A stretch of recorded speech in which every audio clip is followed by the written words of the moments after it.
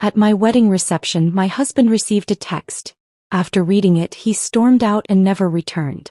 Heartbroken, I searched for answers, only to discover he had run back to his ex. Years later, as I stood at the altar again, I saw a familiar face in the crowd, and the devastation in his eyes was unmistakable. The champagne glass slipped from my fingers, shattering against the reception hall's marble floor just as my heart did in that moment. Everyone turned, but I couldn't move. Across the room, Adam, my husband of exactly 6 hours, stood frozen, staring at his phone. The color had drained from his face, leaving behind a mask I didn't recognize on the man I thought I knew better than anyone. "I have to go," he said, his voice hollow as he finally looked up at me. Those 5 simple words crashed through our wedding reception like a wrecking ball. If you've ever had your heart shattered unexpectedly, hit that subscribe button. It's completely free and you'll never miss another story of betrayal, resilience, and second chances. Your support means everything as we continue sharing these emotional journeys together. Now, let's see how Angela's perfect day turned into her worst nightmare. I'd spent years imagining this day. Through grueling medical school rotations and sleepless nights on call, I'd pictured Adam waiting at the end of an aisle, smiling as I walked toward our future. Never once did that dream include watching him walk away from me in a crowded reception hall, wedding band still shiny and new on his finger. But I'm getting ahead of myself. Let me back up. We met during my 2nd year of residency at Massachusetts General Hospital. I was the exhausted pediatric resident who spilled coffee on his expensive suit in the hospital cafeteria. Adam was the architectural firm owner who, instead of getting angry, asked for my number. "Doctors should probably get more sleep," he teased, helping me blot the stain. "Maybe I could buy you dinner? You know, when you're conscious enough to enjoy it." Adam was steady when my world was chaos. While I navigated the turbulent waters of medical training, he became my anchor. He'd leave encouraging notes in my scrub pockets and wait up with takeout after my 30-hour shifts. When I fell asleep mid-conversation, he'd just smile and tuck a blanket around me. "You're going to save so many little lives, Dr. Angela," he'd whisper, pride evident in his voice. After 3 years together, he proposed in the hospital garden where we often met for lunch. Simple, meaningful, perfect, just like Adam himself. Our engagement lasted 18 months while I finished my residency and secured a position as a pediatric attending. The wedding planning was surprisingly stress-free. Adam handled most of it, consulting me for the important decisions but shielding me from the minutiae. "Your brain is needed for more important things than napkin colors," he'd insisted. Our wedding day dawned clear and beautiful. My mother cried while helping me into my dress, a simple off-shoulder gown with delicate beading. "Your father would have been so proud," she whispered, adjusting my veil. Walking down the aisle, I saw only Adam. His eyes welled with tears as I approached, and when our hands finally met, I felt that familiar sense of homecoming I always experienced with him. "You are my beginning and my forever," he vowed, voice steady despite the emotion in his eyes. "You are the family I choose, the home I return to, the love I never thought I deserved," I promised in return. The ceremony was flawless. We exchanged rings under an arch of white roses and greenery, surrounded by our closest friends and family. When the officiant pronounced us married, Adam's kiss felt like a seal on everything we'd built and everything we'd become together. The reception began with our first dance to the James Arthur song that had been playing during our first official date. Adam held me close, whispering private jokes in my ear that made me giggle against his shoulder. I remember thinking how lucky I was to have found someone who knew all my quirks and loved me because of them, not despite them. "Dr. and Mrs. Thompson," the DJ announced, though I'd kept my maiden name professionally. We were showered with applause as we made our way to the head table. My best friend and maid of honor, Jessica, delivered a heartfelt toast about witnessing our love story unfold. "To Angela and Adam, proof that coffee stains can lead to happily ever after," she concluded, raising her glass. Adam's best man followed with stories of how Adam had changed after meeting me. "He used to work weekends until he met Angela," he joked. "Now he leaves precisely at 5 because, and I quote, Angela might have a rare night off and I refuse to miss it." The evening progressed perfectly. We cut the cake, a 3-tiered masterpiece that Adam had selected after visiting 5 bakeries. He'd insisted on finding one that wasn't too sweet because I preferred subtle flavors. That was Adam, always paying attention to the small details that made me happy.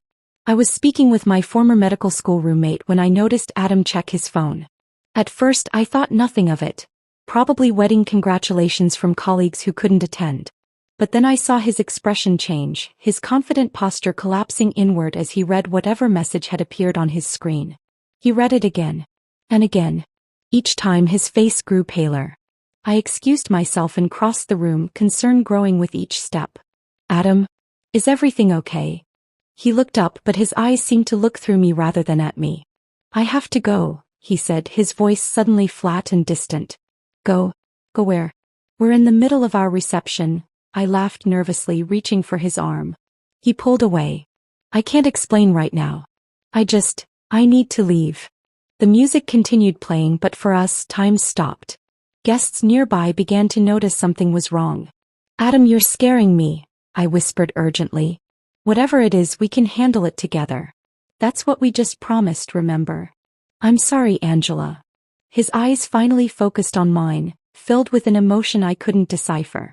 I made a mistake. What mistake? Adam, please. I can't do this.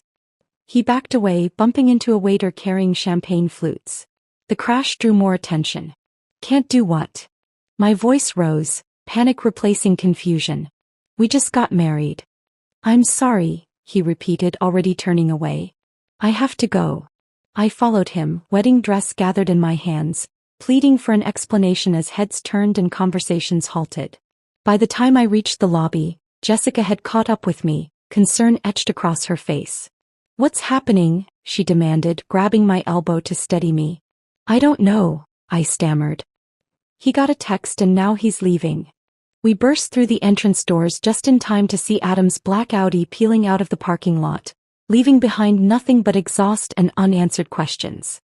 Jessica ran to check the lot while I stood frozen, my wedding dress a cruel reminder of promises made and broken in the same day. When she returned, her expression confirmed what I already knew. His car's gone, she said softly, pulling me into a hug as my legs finally gave way. Inside, 150 guests waited for a bride and groom who would never return to the dance floor. My perfect day, my perfect love story had just been exposed as the greatest illusion of my life. And I had no idea why. The hospital became my sanctuary in the weeks that followed. I volunteered for every available shift, staying long after my rotations ended. The sterile hallways of Boston General felt safer than my apartment, which still contained boxes of wedding gifts I couldn't bear to open or return. Dr. Reynolds, you've been on call for 36 hours, Dr. Patel, my supervisor, noted with concern 6 weeks after what I now referred to as the incident. This isn't sustainable. I'm fine, I insisted, reviewing a patient chart to avoid his gaze. The Peterson case needs monitoring and we're short-staffed this weekend. He sighed, placing a gentle hand on my shoulder.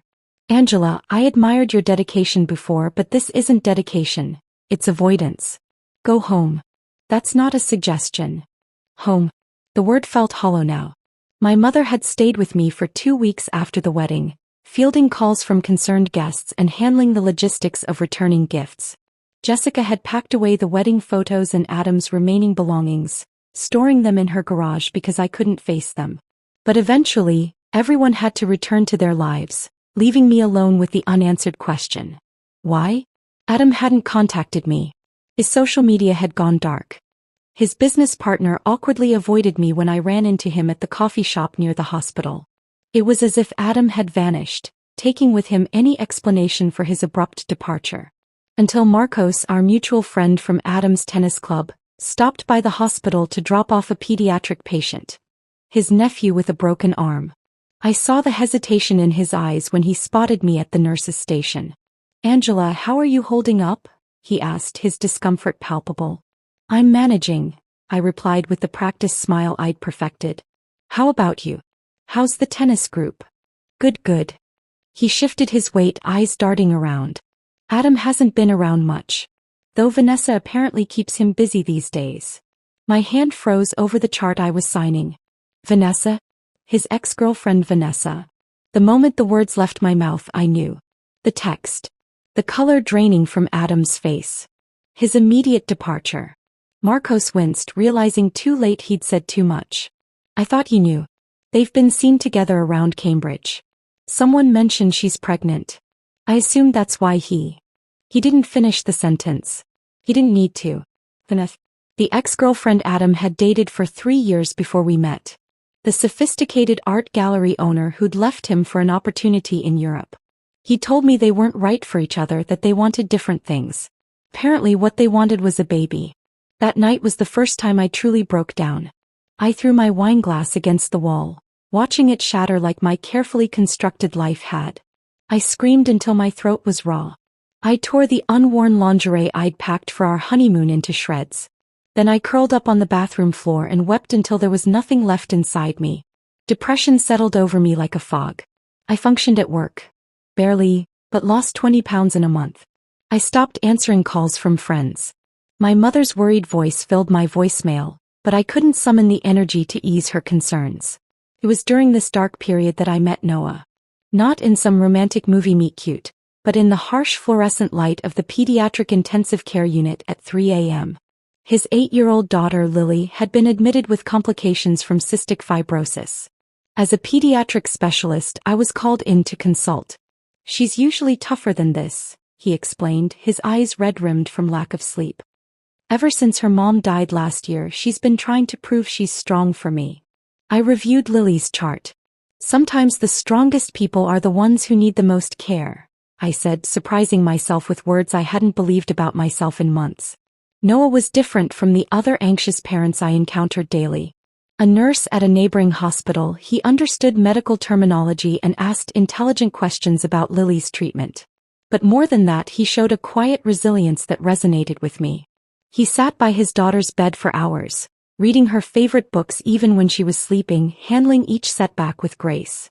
Lily improved under our care, and I found myself stopping by her room even when not required.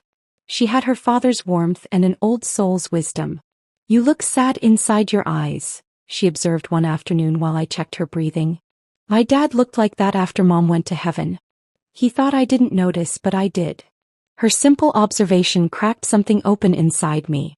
"I am sad," I admitted, the first time I'd acknowledged it aloud. "But I'm working on it." Noah caught the tail end of our conversation as he returned with a cup of hospital coffee. After his daughter fell asleep, he found me completing charts at the nurse's station. "Lily's pretty perceptive," he said, offering me a fresh coffee. "Whatever you're going through, and you don't have to tell me what it is. It gets easier. Not better, necessarily, but easier to carry." "Does it?" I asked, my voice smaller than I intended. "Some days. And those days eventually outnumber the bad ones." We started talking after that. Brief conversations about Lily's care that gradually expanded into discussions about books, music, and eventually our personal losses. I told him about Adam in broken, halting sentences. He told me about his wife Sarah's battle with cancer and the challenge of raising a chronically ill child alone. As Lily's condition stabilized, Noah suggested we meet for coffee outside the hospital. "Just as friends," he clarified quickly. "I think we both could use one." Friendship with Noah was uncomplicated. He didn't expect me to be healed or whole. He recognized the broken places and never tried to fix them, just acknowledged them with understanding. 3 months after meeting Noah, Dr. Patel left a flyer on my desk for a support group called Starting Over. It was for people who had experienced abandonment of various kinds. "I'm not going to a pity party with strangers," I told him flatly. "It's not about pity," he countered. "It's about not being alone with it anymore." I might have ignored his suggestion if Noah hadn't encouraged me. "I joined something similar after Sarah died," he confessed during one of our coffee meetings. "It helped to hear that my feelings weren't unique or wrong." I went reluctantly, sitting in the back row of a community center meeting room, ready to leave at the first sign of forced group hugs. But what I found instead were people like me. Professionals, parents, ordinary individuals who'd had their lives upended by someone else's choices. No one offered platitudes or promised healing. They just shared their stories, some fresh wounds, others old scars. "I'm Angela," I finally said during my 3rd meeting. "My husband left during our wedding reception. I'm a doctor. I should be better at fixing things, including myself. But I don't know how." It wasn't healing. It wasn't even close. But it was a beginning. 5 years can change everything. The woman who once sobbed on a bathroom floor had evolved into someone stronger. Someone I was proud to be. My office nameplate now read, Dr. Angela Reynolds, pediatric pulmonary specialist, and the walls displayed both my medical achievements and crayon drawings from grateful young patients. Noah and I had built our relationship slowly, deliberately. Neither of us wanted to rush after our respective losses. We'd gone from hospital acquaintances to friends to something deeper over the course of 2 years before he finally kissed me during Lily's 11th birthday celebration. His daughter had cheered from across the room, later confessing she'd been waiting forever for us to figure it out.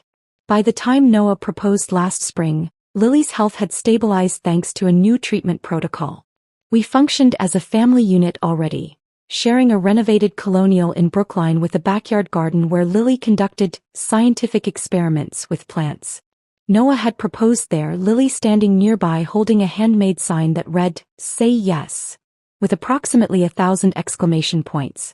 "We already love you," Noah had said simply, holding out a vintage emerald ring rather than a traditional diamond. "We just want to make it official." Life felt steady, peaceful, until our wedding plans began in earnest. The first bridal boutique I visited with Jessica sent me into a panic attack so severe I had to leave. The consultant's innocent question, "Is this your first marriage?" left me hyperventilating in the parking lot. "We can do this differently," Jessica soothed, driving me home. "No big ceremony, no reception. Whatever feels right for you." Noah was equally understanding when I tearfully explained my reaction. "I don't need a production," he assured me. "I just need you." We settled on a small beach wedding in Provincetown, nothing like my first elaborate affair. No church, no formal reception hall. Just 40 close friends and family members, a justice of the peace, and a relaxed dinner afterward at a local restaurant. I found a simple blue dress that felt nothing like a traditional wedding gown. We would exchange plain bands rather than ornate rings. Everything was proceeding smoothly until I decided to clear the final items from my storage unit. Most of it contained medical textbooks and winter clothes, but in the back corner sat a box I'd deliberately ignored for years. The few wedding mementos Jessica hadn't disposed of. "You should go through it," my therapist had suggested during a recent session. "Not to reopen wounds but to confirm they've healed." I brought the box home one afternoon when Noah was working and Lily was at a friend's house. Inside were cards from well-wishers, a few photographs Jessica had salvaged, and the handwritten vows I'd nervously practiced for weeks before the ceremony. Beneath them I found something unexpected. A small blue envelope with my name written in Adam's unmistakable architect's handwriting. My hands trembled as I opened it, revealing a letter dated the morning of our wedding. "Angela, by the time you read this we'll be married. I'm writing this because I woke up with doubts that terrify me, and I need to work through them before I stand before you and our families. I love you, never doubt that. But I'm haunted by the question of whether I deserve you. You're brilliant, compassionate, and completely certain about the path you want. I admire that certainty more than you know." Vanessa texted last night. After 2 years of silence, she chooses the night before our wedding to reach out. She says she made a mistake leaving, that she wants to talk.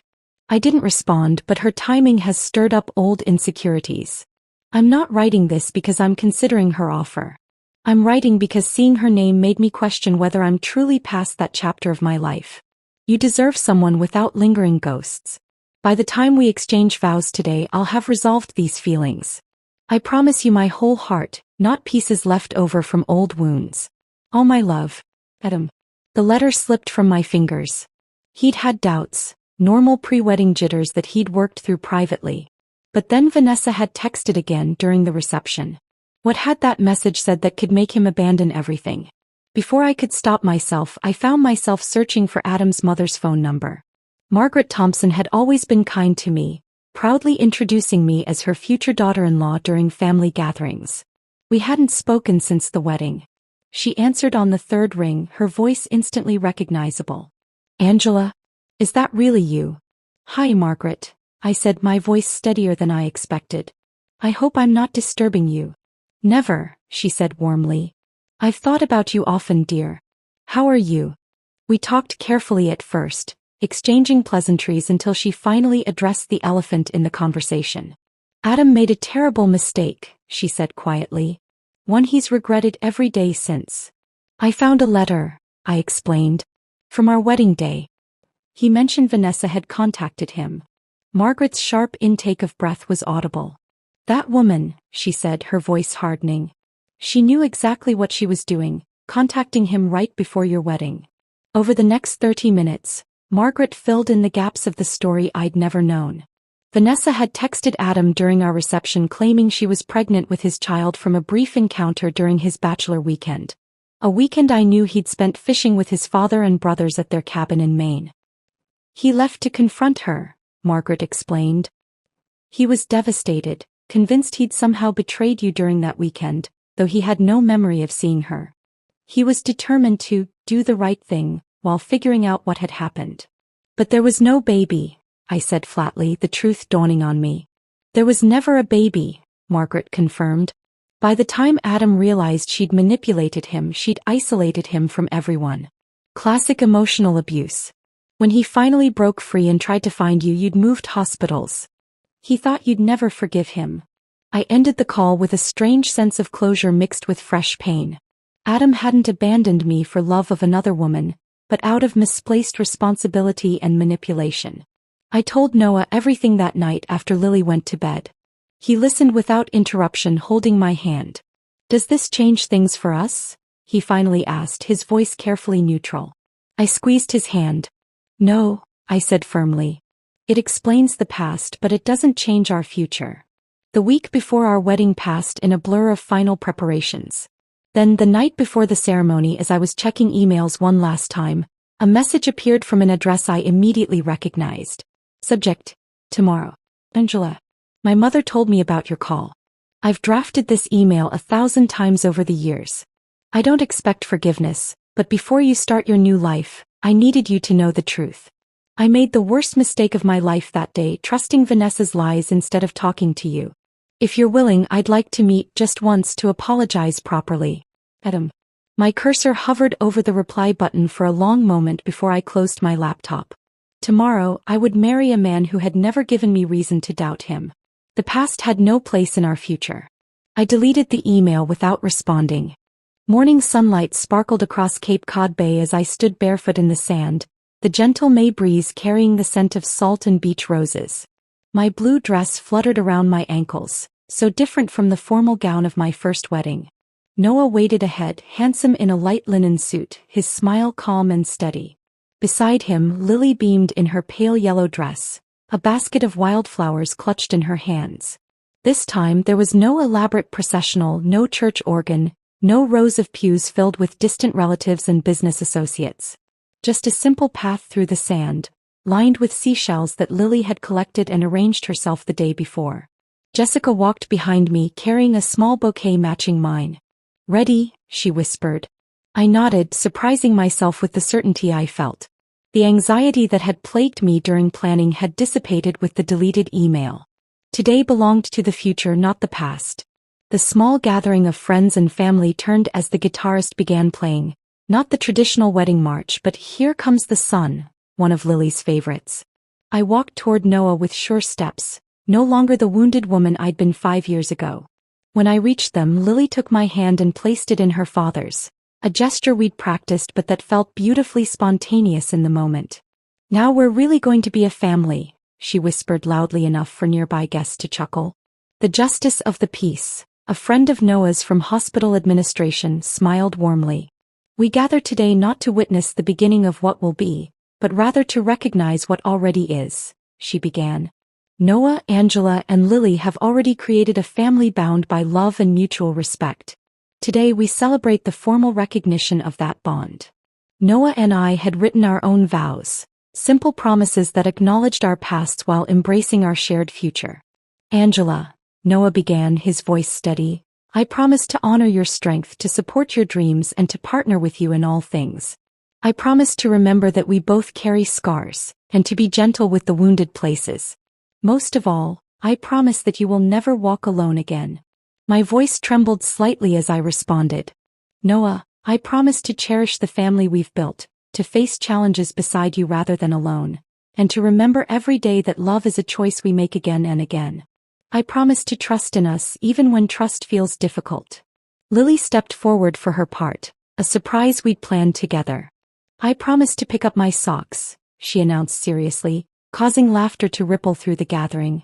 Then, more solemnly, and I promise to always remember how lucky I am to have two people who love me so much. As we exchanged simple gold bands, I felt a lightness I hadn't expected. Not the breathless excitement of my first wedding, but something more substantial. Peace. By the power vested in me by the Commonwealth of Massachusetts, the justice concluded, I now pronounce you a family. Noah's kiss was gentle, and then Lily threw her arms around both of us, completing our circle. The celebration moved to a nearby restaurant with a deck overlooking the water. White lights twinkled in the early evening as guests mingled, enjoying the casual buffet and open bar. Noah's parents chatted animatedly with my mother. Lily and her friends had claimed a corner table, heads bent together in preteen conspiracy. I was accepting congratulations from a colleague when I noticed Jessica's expression change, her eyes fixed on something behind me. A murmur rippled through the guests nearest the entrance. Angela. Noah appeared at my side, his body suddenly tense.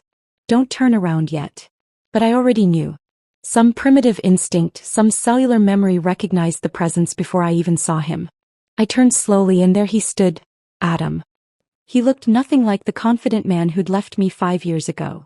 His once athletic frame had thinned considerably, his tailored clothes hanging loosely. Deep shadows underlined his eyes, and his skin held an unhealthy pallor that my medical training recognized instantly. What is he doing here? Jessica hissed, moving protectively toward me. Noah's hand found mine, squeezing gently. Do you want me to ask him to leave? I couldn't answer immediately. The sight of Adam, the physical manifestation of my greatest heartbreak, standing at my second wedding reception created a surreal moment where past and present collided. Adam took a hesitant step forward, then stopped as several guests moved to block his path. His eyes never left mine. I just need 5 minutes, he called, his voice hoarse. Please, Angela. Noah's jaw tightened, but his voice remained calm. This isn't the time or place, he said, loud enough for Adam to hear. I know, Adam acknowledged, his gaze dropping momentarily. I wouldn't have come if. I've been emailing, calling your office. I didn't know how else to reach you. The restaurant had gone silent, the celebration frozen in a tableau of shocked faces and uncertain postures. My carefully constructed new beginning was suddenly shadowed by the past I'd tried to leave behind. 5 minutes, I found myself saying. Outside. Noah looked concerned. Angela, you don't owe him anything. I know. I squeezed his hand. This isn't about owing. It's about ending things properly so they don't follow us. Jessica moved to my side. I'm coming with you. We stepped onto the beach behind the restaurant, the May evening air cooler now as the sun began its descent. Adam waited by the water's edge, his back to us, shoulders hunched. You have 5 minutes, Jessica stated flatly as we approached. And I'm staying right here. Adam turned, and in the fading light, I could see more clearly the toll the years had taken. Thank you for seeing me, he said simply. What do you want, Adam? I asked, keeping my voice level. To apologize. To explain. He ran a hand through his hair, a nervous gesture I remembered well. Vanessa lied about everything. There was never a baby. She saw our wedding announcement and decided she wanted me back. Your mother told me, I said. He nodded. What she probably didn't tell you is that I lost everything. My business, my savings, my self-respect. Vanessa. He paused, swallowing hard. She isolated me, convinced me you could never forgive what I'd done. By the time I realized how completely she'd manipulated me, she'd moved on to someone with more money, more potential. I'm sorry that happened to you, I said, and meant it. But why are you here today? Why not respect my decision not to respond to your email? Because I'm running out of time, he said, his voice breaking. The doctors gave me 6 months. Stage 4 pancreatic cancer. The medical part of my brain processed this information with clinical detachment. The weight loss, the pallor, the slight yellowish tint to his skin that I hadn't noticed initially. The human part of me felt a wave of sadness for the man I had once loved. I'm sorry, I said again inadequately. I don't want your pity, he insisted. I just needed you to know that losing you was the biggest mistake of my life. I've regretted it every day since. He took a step toward me, then stumbled, his knees buckling. Jessica gasped as he collapsed onto the sand. Medical training overrode emotion as I rushed forward. kneeling beside him to check his pulse. Rapid, thready, signs of dehydration or possibly hypoglycemia. Adam, can you hear me? I turned his face gently toward mine. His eyelids fluttered. Jessica, get Noah and ask the restaurant for orange juice or a soda. Something with sugar, I instructed, my voice automatically shifting to doctor mode. Should I call an ambulance? She asked, already backing toward the restaurant. I checked his breathing, shallow but regular. Not yet. This could just be low blood sugar or exhaustion. As Jessica ran toward the restaurant, I found myself alone with Adam for the first time in 5 years. My fingers pressed against his wrist, counting his heartbeats while my own wedding reception continued just yards away. History had indeed repeated itself, but this time I was the one making choices about staying or going. Noah arrived with Jessica moments later, a glass of orange juice in hand and concern etched across his features. He knelt beside me in the sand without hesitation, medical training overtaking any personal feelings. How long has he been unconscious? He asked, automatically checking Adam's pupils with the penlight he always carried. Less than 2 minutes, I replied, accepting the juice. Adam, can you hear me?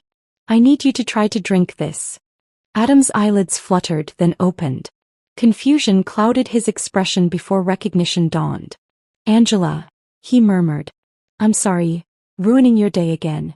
Drink this, I instructed, ignoring his apology and helping him sit up enough to sip the juice. Noah supported his back, professional instinct overriding any animosity. Should we call an ambulance? Jessica asked, hovering anxiously. Adam shook his head weakly. No hospitals. Not tonight. That's not your decision, Noah said firmly. When was your last treatment? Adam looked surprised at Noah's knowledge, then understood. Angela told you. Just now, Noah confirmed. And as a medical professional, I'm not comfortable letting you leave without proper care. I checked myself out of Mass General yesterday, Adam admitted after finishing the juice. Against medical advice. I needed to see Angela before. He didn't finish the sentence. You delayed treatment to find me? I asked, the implications sinking in. Adam's gaze met mine. When my diagnosis came, all I could think was that I couldn't die with you believing I'd abandoned you for someone else. The truth felt suddenly urgent. The restaurant manager appeared, concerned about the commotion. Is everything all right? Should I call 911? We're handling it, Noah assured him. Could you bring us some privacy screens and perhaps a chair? Within minutes, the restaurant staff had created a secluded area on the deck with portable screens and a comfortable chair for Adam. Noah made a quick call to a doctor friend at the local hospital, arranging for Adam to be admitted later without emergency room drama. Why did you wait so long? I asked Adam once we were settled, professional detachment beginning to crack. 5 years, Adam. 5 years of believing you chose her over me. At first, I believed Vanessa's lie about the pregnancy, he explained, color gradually returning to his face. By the time I realized there was no baby, that she'd manipulated me with doctored photos and fake medical records, she'd convinced me you'd never forgive such a betrayal. He paused, exhaustion evident. She was very skilled at isolating people. By the time I broke free, your number had changed, you'd moved hospitals, and your social media was private. My mother knew how to reach me, I pointed out. She refused my calls for 2 years, Adam said. When she finally spoke to me, she said you were happy and I should leave you alone. I respected that until the diagnosis. Noah, who had been silent, finally spoke. The cancer, how advanced? Stage 4, metastasized to the liver. Without treatment, 3 months. With aggressive treatment, maybe a year. Adam's voice held remarkable steadiness. I've made my peace with it. A small voice interrupted from beyond the privacy screen. Mom? Dad? Are you okay? Lily's anxious face appeared as she pushed aside a screen. She hesitated when she saw Adam, curiosity overtaking concern. Is he sick? She asked, her experience with illness giving her a perspective beyond her years. Yes, honey, Noah answered honestly. This is an old friend who isn't feeling well. Lily approached without fear, studying Adam with the frank assessment of a child who had spent too much time in hospitals. You look like I did before my new medicine, she observed. All yellow and tired. Adam managed a smile. You must be Lily. Your parents are very lucky. Are you sad because you're sick or because of something else? She asked with uncanny perception. When my real mom died, Dad tried to hide how sad he was, but his eyes looked like yours. Adam glanced at me, then back to Lily. Both, I think, he answered honestly. Being sick is scary, but regrets are harder to carry. Lily nodded with the solemn understanding of a child who had faced mortality. When I'm scared at night, Dad says we can be brave and still need help. That's why we found Angela. She helps people who are scared. The simple wisdom of her statement hung in the air between us all. Noah put his arm around his daughter, pride evident in his expression. That's absolutely right, he agreed, making a decision I could see forming in his eyes. He looked at me, seeking confirmation. Adam, we're going to get you to the hospital tonight. Tomorrow we'll see about transferring you back to your doctors in Boston. I can't ask that of you, Adam protested weakly. This is your wedding night. You didn't ask, Noah said simply. As doctors, it's what we do. Our honeymoon to Nantucket was postponed by 3 days. Instead, Noah and I spent those days arranging Adam's transfer to his oncology team in Boston, ensuring his treatment plan resumed, and having long, difficult conversations that peeled back layers of misunderstanding and manipulation. Adam shared painful details of his relationship with Vanessa. The isolation tactics, the emotional manipulation, the threats when he tried to leave. Classic patterns of abuse that had trapped a man who once seemed so confident and strong. Why didn't you fight harder to find me? I asked on the second day, the question that had lingered beneath all others. Because I believed I deserved to lose you, he answered. Walking out was unforgivable regardless of why. Some mistakes can't be undone. His words echoed in my mind that night as Noah and I talked in our hotel room. I should hate him, I admitted. Part of me still wants to. But you don't, Noah observed. It wasn't a question. I'm angry about the years wasted, the pain endured, I said. But hating him feels like carrying a weight I don't need anymore. Noah pulled me close. Forgiveness isn't about deserving, he reminded me. It's about freedom, yours, not his. On the morning we were set to leave for our delayed honeymoon, we visited Adam one last time. He looked marginally better, the hospital nutrition and resumed treatment bringing some vitality back to his face. Your flight leaves in 3 hours, he said. You shouldn't be here. We wanted to say goodbye properly, I explained, setting a small potted plant on his windowsill, something green and living amid the sterile hospital room. And to give you this, Noah added, handing Adam a child's drawing clearly made by Lily. It showed 3 stick figures holding hands with a smaller 4th figure standing slightly apart. My family plus Adam was written across the top in crooked letters. Adam's fingers trembled as he accepted it. She has your kindness, he said to Noah, then looked at me. And your healing spirit. She asked if she could write to you, I said. If that's okay. I'd like that, Adam replied, his voice catching. Angela, I shook my head, stopping him. No more apologies. What happened shaped us, but it doesn't define us now.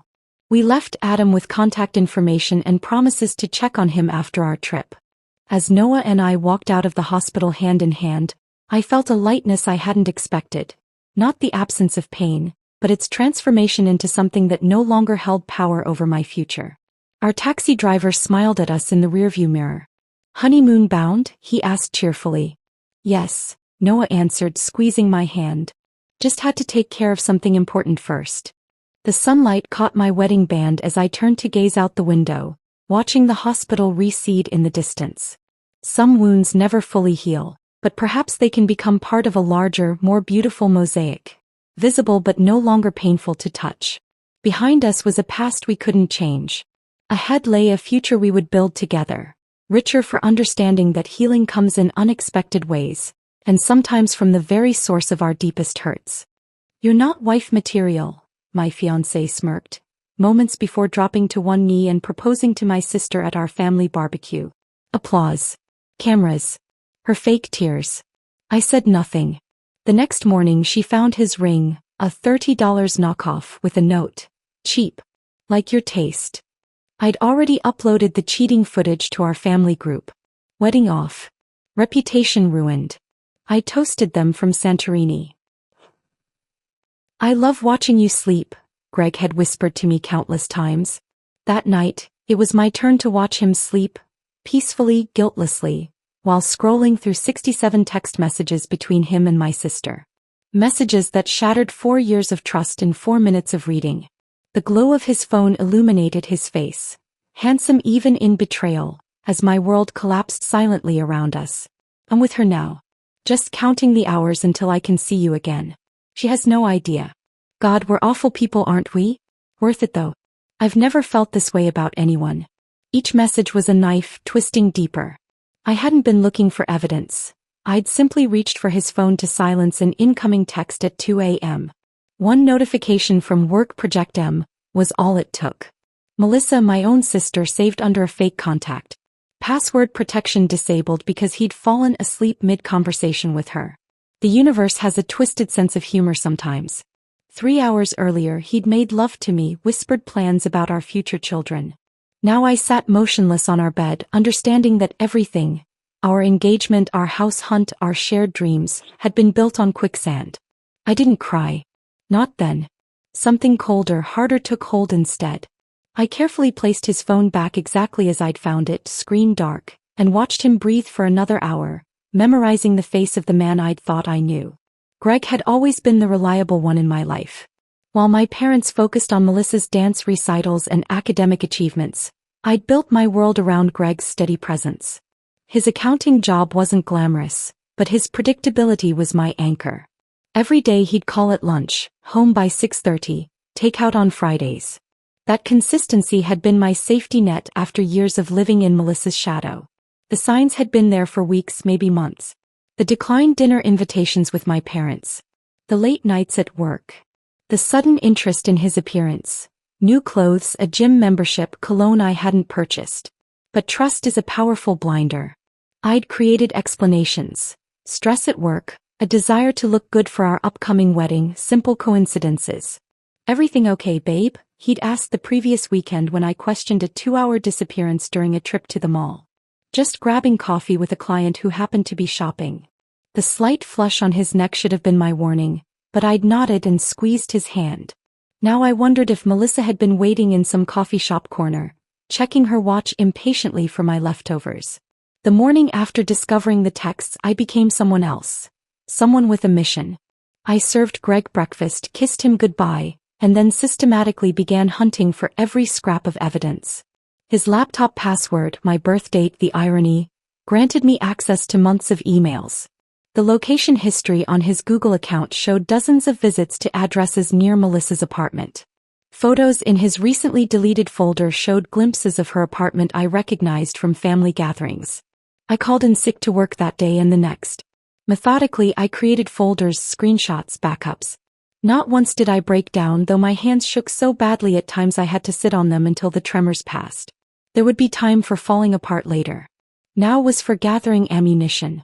The final confirmation came on day 3. I followed him during a supposed lunch meeting, watching from my car as he parked at the little Italian restaurant where we'd had our first date. The restaurant where he'd proposed. 5 minutes later, Melissa's blue Honda pulled in. I took photos as they kissed at the entrance, his hand lingering possessively on her lower back, precisely where it had rested on mine countless times. I could have stormed in, created a scene. Part of me wanted to drag her out by her perfectly highlighted hair, to scream until my voice gave out. Instead, I drove to an electronics store and purchased 3 hidden cameras. Home security, I told the sales clerk with a smile that felt foreign on my face.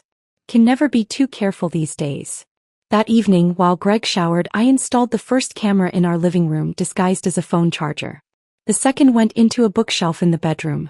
The third would wait until I could access his office.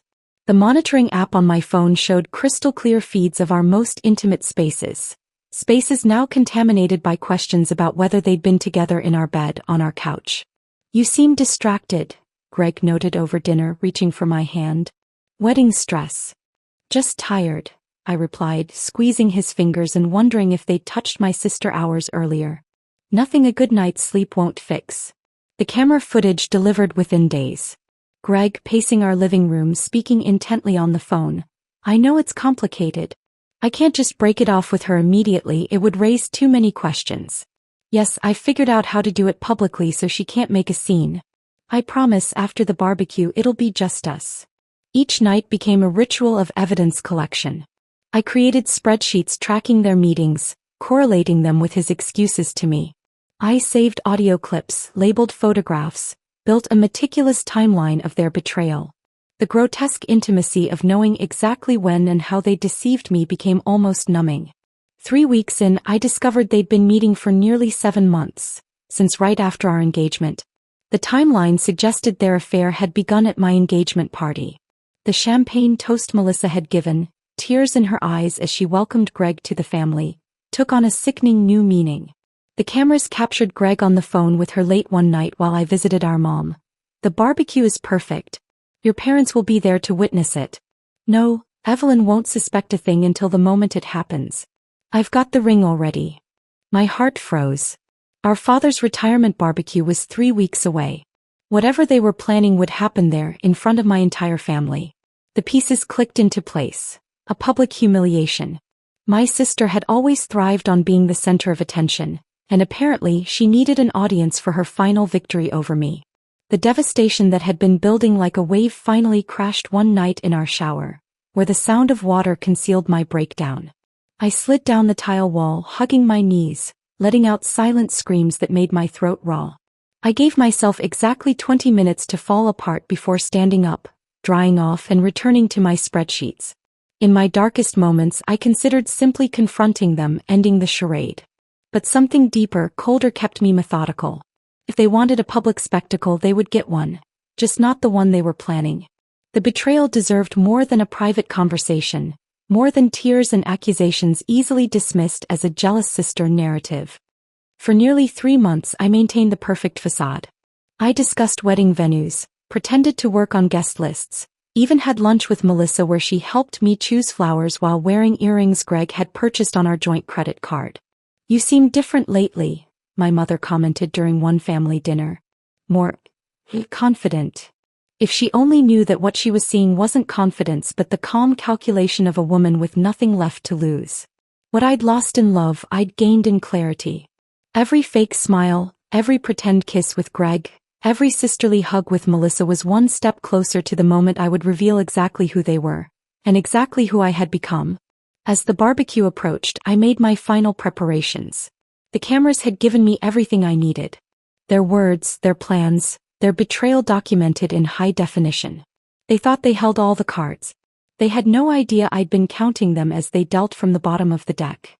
The night before the barbecue, I slid into bed beside Greg, my face a perfect mask of contentment. "I'm excited about tomorrow," I said truthfully. "I think it's going to be a day none of us will ever forget." He pulled me close, kissed my forehead and agreed. For once we weren't lying to each other. I woke before sunrise the day after overhearing Greg's final confirmation about their barbecue plans. My mind was unusually clear, focused. I'd spent weeks collecting evidence of their betrayal. Now it was time to set my own stage. During breakfast, I casually mentioned Dad's retirement barbecue. "I was thinking we should make a special announcement there," I suggested, stirring cream into my coffee. "Maybe finally set a wedding date? Everyone will be there, and it would make Dad's celebration even more special." Greg nearly choked on his toast. Don't you think that might steal your dad's thunder?" I reached across the table and squeezed his hand. "Dad would love it. Besides, Mom's been pestering me about save the dates." I watched his eyes dart away, calculating. "But if you think it's a bad idea..." "No," he said quickly. "You're right. The barbecue would be perfect." I smiled, knowing he was mentally revising whatever script he and Melissa had prepared. "Great. I'll tell Mom to make sure Melissa can make it. She's been so busy lately I hardly see her." The mention of my sister made his jaw tighten almost imperceptibly. "I'm sure she'll be there," he said, voice carefully neutral. "It's her dad's retirement too." That afternoon I called my mother, making a show of checking my calendar while Greg pretended not to listen from the couch. "The barbecue sounds wonderful, Mom. Greg and I were actually hoping to share some news there." I winked at him conspiratorially. "Can you make sure everyone comes? Especially Melissa. She's been so distant lately." My mother sighed. "You know your sister. Always busy with something. But I'll make sure she's there, don't worry." "Perfect. With one conversation I'd established my blissful ignorance while ensuring both betrayers would attend. Greg visibly relaxed after my call, even suggesting we watch a movie together. The first time in weeks he hadn't manufactured an excuse to check his phone in private. Playing the oblivious bride-to-be became my greatest performance. I started leaving bridal magazines open to reception venues, pinned wedding dresses on shared Pinterest boards, and even scheduled a cake tasting for the week after the barbecue. Each action was carefully calculated to reinforce their belief in my ignorance. "You seem excited about the wedding lately," Greg commented one evening as I browsed honeymoon destinations. "Just ready to make it official," I replied, looking up with practiced adoration. "After all this time planning, I'm excited to finally be Mrs. Thompson." The lie tasted bitter, but his relieved smile confirmed my performance was working. Meanwhile, I was methodically dismantling our shared life. I visited my bank during lunch breaks, opening a separate account and transferring portions of my savings, small enough amounts that Greg wouldn't notice on our joint statements. I contacted our landlord about breaking our lease, citing a potential job opportunity that hadn't materialized yet. "Just exploring options," I assured Greg when a lease termination form accidentally appeared in our mail. "Nothing definite." He accepted this without question, likely relieved at the prospect of an easy exit after his planned public humiliation. The engagement ring presented a particular challenge. Greg had spent a considerable sum on it, $8,500 that should have gone toward our house down payment. The princess-cut diamond in a platinum setting had once symbolized our future. Now it represented nothing but lies. I found the jeweler's receipt in his desk drawer while searching for more evidence. The same drawer contained a small velvet box, presumably containing Melissa's ring. I didn't open it. Some wounds weren't worth inflicting on myself. During an afternoon when Greg was meeting clients, I visited a jewelry district across town where no one would recognize me. A small shop specializing in replicas provided exactly what I needed: a near-perfect copy of my engagement ring for $30. The zirconia sparkled with artificial brilliance, indistinguishable from diamond to the untrained eye. "Anniversary gift?" the jeweler asked as he boxed my purchase. "Something like that," I replied. That night while Greg showered, I made the swap. My authentic ring went into a secure pocket in my purse. Its counterfeit twin took its place on my finger. Greg never noticed the difference. Men rarely do. With 2 weeks remaining before the barbecue, I focused on my escape plan. I renewed my passport on a girls' lunch that I actually spent alone at the passport office. I researched destinations that symbolized new beginnings, finally settling on Santorini, its white buildings and blue domes representing the clean slate I craved.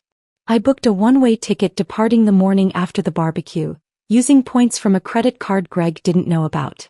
A small vacation rental overlooking the caldera would be my sanctuary for 2 weeks, giving me time to recover before facing whatever new life awaited me. Taking a half-day on Friday, I mentioned casually the week before the barbecue. Nail appointment and some errands before the big family gathering. Greg nodded absently, thumbs flying across his phone screen, undoubtedly texting Melissa. "No problem. I've got meetings all afternoon anyway." Those errands involved a safety deposit box where I stored my passport, important documents, and the real engagement ring. I withdrew enough cash to sustain me for weeks if necessary, divided between different compartments in a new suitcase hidden at my friend Dana's apartment.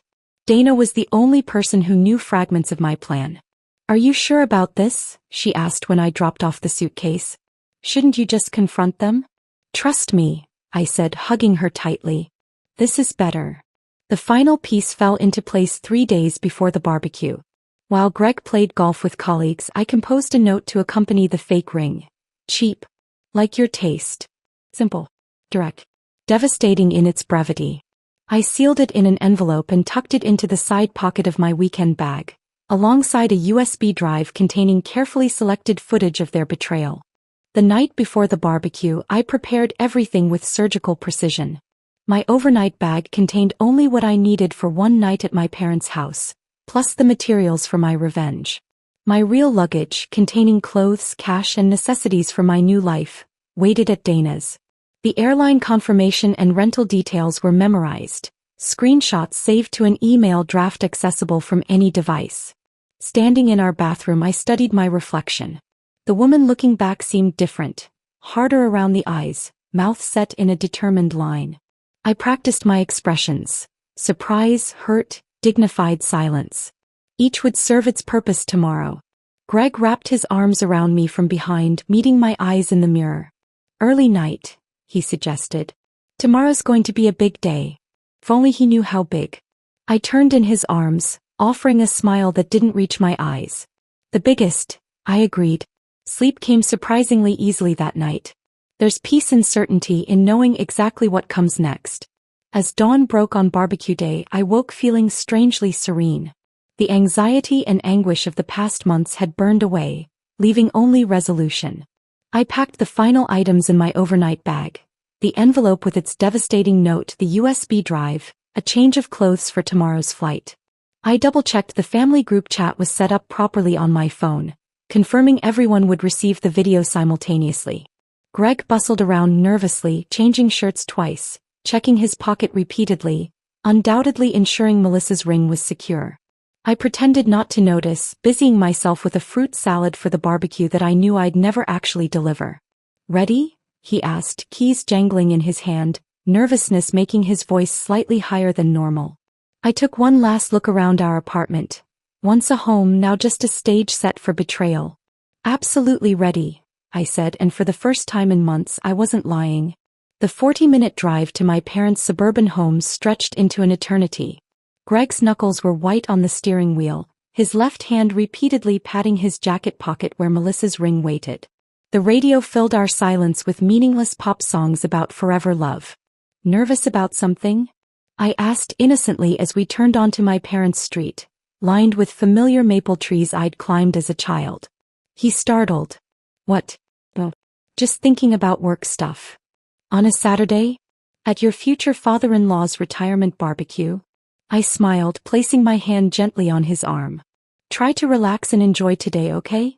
The irony wasn't lost on me comforting him about the stress of his planned betrayal. He attempted a smile that came out more like a grimace. Poor Greg. The weight of deception was clearly getting to him. Balloons tied to the mailbox marked my childhood home. Dad had strung lights across the backyard fence, and the smell of charcoal already filled the air. Several cars were parked along the curb: my uncle's pickup, my cousin's minivan, and near the end, Melissa's blue Honda. "Looks like everyone's here already," I noted, watching Greg's reaction. He scanned the vehicles, lingering on Melissa's car. "Guess we're the last ones," he muttered, checking his hair in the rearview mirror. Mom greeted us at the door with hugs, ushering us toward the backyard where voices and laughter mingled with classic rock from Dad's ancient speaker system. I spotted Melissa immediately, perched on the patio furniture in a sundress I recognized from our joint shopping trip last month. The sundress I'd admired but decided was too expensive. Apparently, Greg's credit card had different standards for her.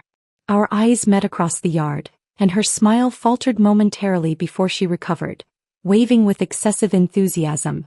"Evelyn." "Greg." "Finally." She bounced over, hugging me too tightly, her expensive perfume, another familiar scent from Greg's credit card statement, nearly choking me. "Traffic," Greg explained lamely, eyes darting between us. Their nervousness was almost comical. Two amateur actors forgetting their lines on opening night. As I moved through the gathering, greeting relatives and accepting congratulations on my engagement, I noticed the first strange looks. Aunt Patricia squeezed my hand a beat too long, her eyes full of something like pity. Uncle Dave started a conversation about my wedding plans, then awkwardly changed the subject when Greg approached. Cousin Michael avoided eye contact entirely. They knew, or at least they suspected. Near the grill, my father looked unusually somber for his retirement celebration. When I hugged him, his arms tightened around me protectively. "You doing okay, pumpkin?" he asked quietly. "Of course, Dad. It's your big day." My performance remained flawless, but the knot in my stomach tightened. How many others had Melissa and Greg confided in? Had they been planting seeds, preparing the family for what was about to happen? Mom appeared with lemonade, her smile too bright. "Greg, Melissa was just asking about the Henderson's house listing. You know, real estate. Maybe you could give her some advice." An obvious setup. Greg nodded eagerly. "Sure thing, Mrs. Adams." I watched them drift to a quiet corner of the yard, heads bent close in conversation. Their poor attempt at subtlety might have been painful to witness if I hadn't been so far beyond pain. They're not very good at this, are they? The unexpected voice belonged to my teenage niece, Jenny, who had appeared at my elbow with a plate of potato salad. I kept my expression neutral. At what? Jenny rolled her eyes. Please. Mom told me to be prepared for drama today. Adults think teenagers are clueless. She nodded toward Greg and Melissa. He's been checking his pocket every 2 minutes and she keeps looking at her reflection in her phone screen. Something's up. My heart warmed toward Jenny, this unexpected ally. Want to help me get the extra ice from the garage? Away from prying eyes, I squeezed her hand. Whatever happens today, just remember appearances can be deceiving. Her eyes widened. You know. I simply nodded. Just watch. When we returned, Greg was helping Dad at the grill, while Melissa arranged seating for the meal. The tension in the air was palpable, everyone moving in a strained choreography of forced normalcy.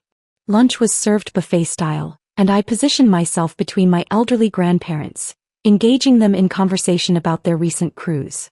Across the table, Greg kept checking his watch. Melissa fidgeted with her hair.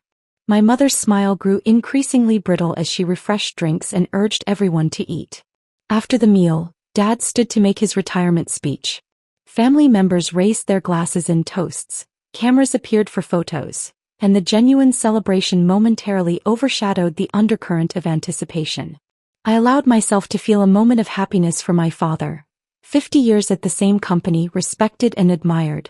At least this part of the day wasn't tainted. As dessert was being served, Greg caught my eye and nodded toward the old oak tree at the edge of the yard. Can we talk for a minute? He asked, loud enough for nearby relatives to hear. The moment had arrived. I followed him, feeling strangely calm, almost floating above the scene. This was simply the final act of a play where I already knew the ending. Under the tree where I'd once had a swing set, Greg turned to face me. His expression was a practiced mixture of regret and resolution. He took my hands in his, the rehearsed gesture making my skin crawl. Evelyn, he began, voice carefully pitched to carry just far enough. These past few months have made me realize something important. He paused, ensuring he had an audience. Several relatives had casually drifted closer, pretending to admire Mom's flower beds. Melissa stood halfway between us and the patio, her face a mask of false concern. I care about you deeply, Greg continued, but I've realized you're not wife material. There was the line he'd rehearsed, the knife he'd chosen to twist publicly. Behind him, I saw my mother's hand fly to her mouth, my father's face darken with anger. I remained silent, watching him flounder in the face of my lack of reaction. What I mean is, he stumbled on, we want different things. And I've found someone who understands me better. On cue, Melissa stepped forward, perfectly positioned as cameras emerged from pockets. Greg released my hands and walked toward her, pulling the ring box from his pocket. Several relatives gasped as he dropped to one knee before my sister. Melissa, he announced, voice carrying across the suddenly silent yard, you're everything I've been looking for. Will you marry me? Her practiced tears gleamed in the afternoon sunlight as she covered her mouth in feigned shock. Yes, she exclaimed. Yes, of course. Cameras flashed as he slid the ring onto her finger. A few confused relatives applauded uncertainly. Cousin Michael looked like he might be ill. Aunt Patricia was openly glaring at Melissa. I stood perfectly still, my face deliberately blank. No tears. No screams. No drink thrown or dramatic exit. Just silence, the one response they hadn't prepared for. Their moment of triumph faltered in the face of my composure. Greg's smile became uncertain.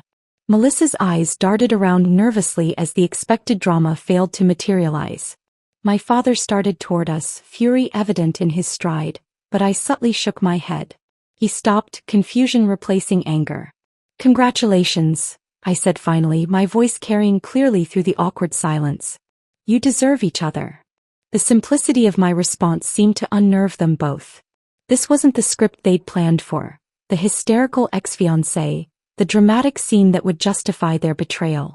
As relatives converged around them with uncomfortable questions and forced congratulations, I walked calmly to the dessert table, selected a piece of my father's favorite chocolate cake, and brought it to him with a reassuring smile.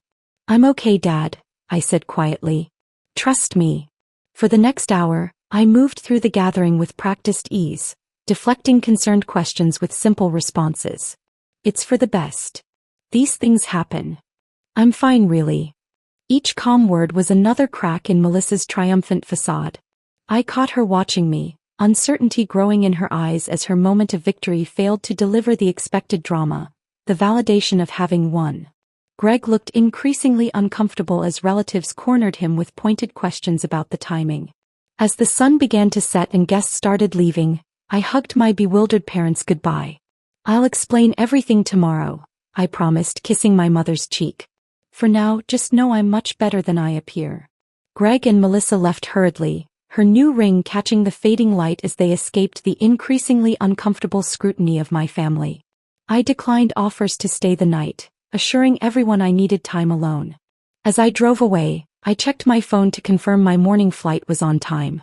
The trap had been sprung perfectly. Now for the final act. The drive back to our apartment, my apartment now, was surreal.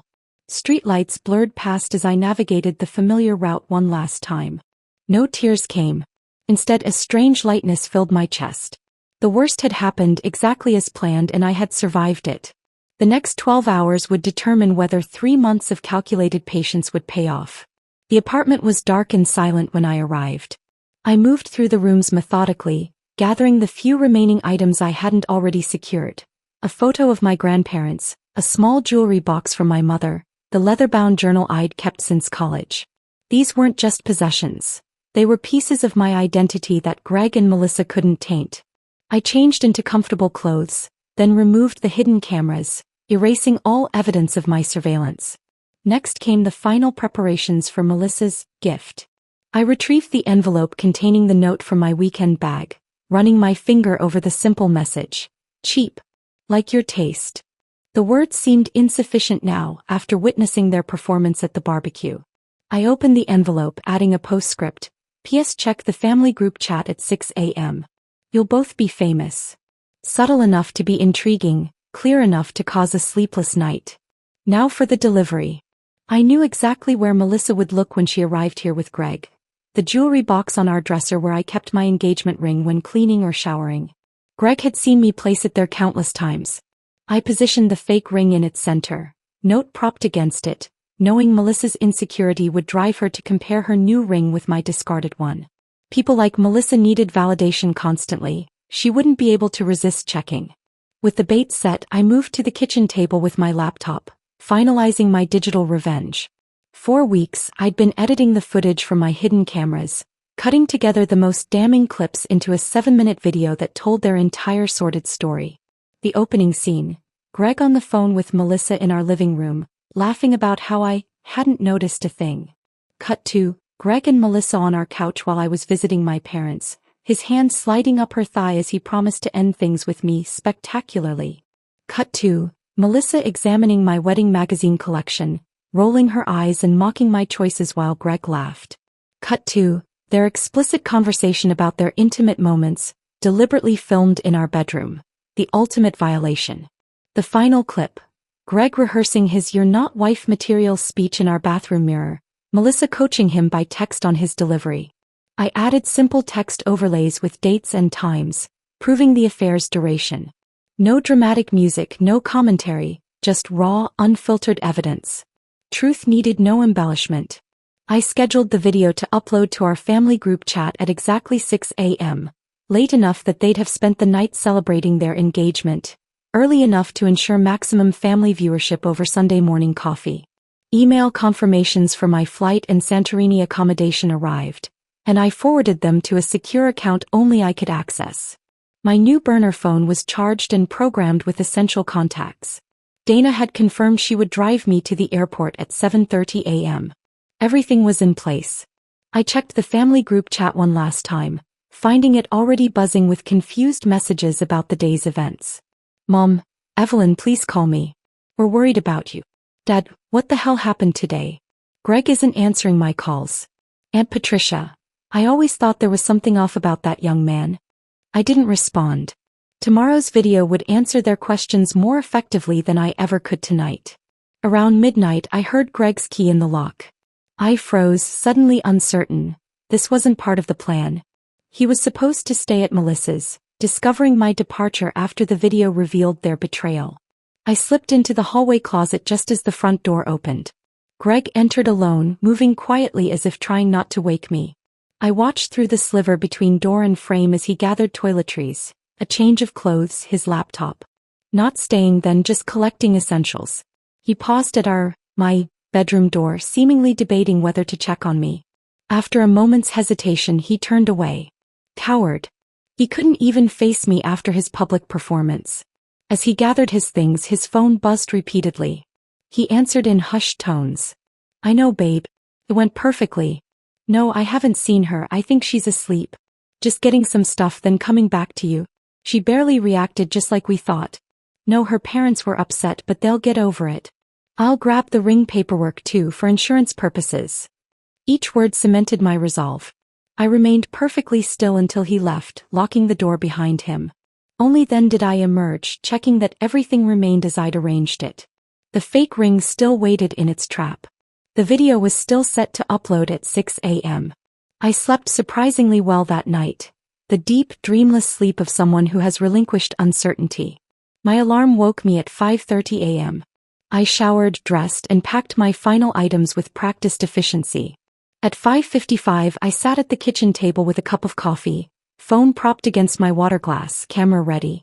I wanted to witness the moment my revenge began. At exactly 6 a.m., my phone pinged with the automated message. Video uploaded successfully to family barbecue chat. I imagined Greg and Melissa waking in her bed, checking their phones as people do first thing in the morning.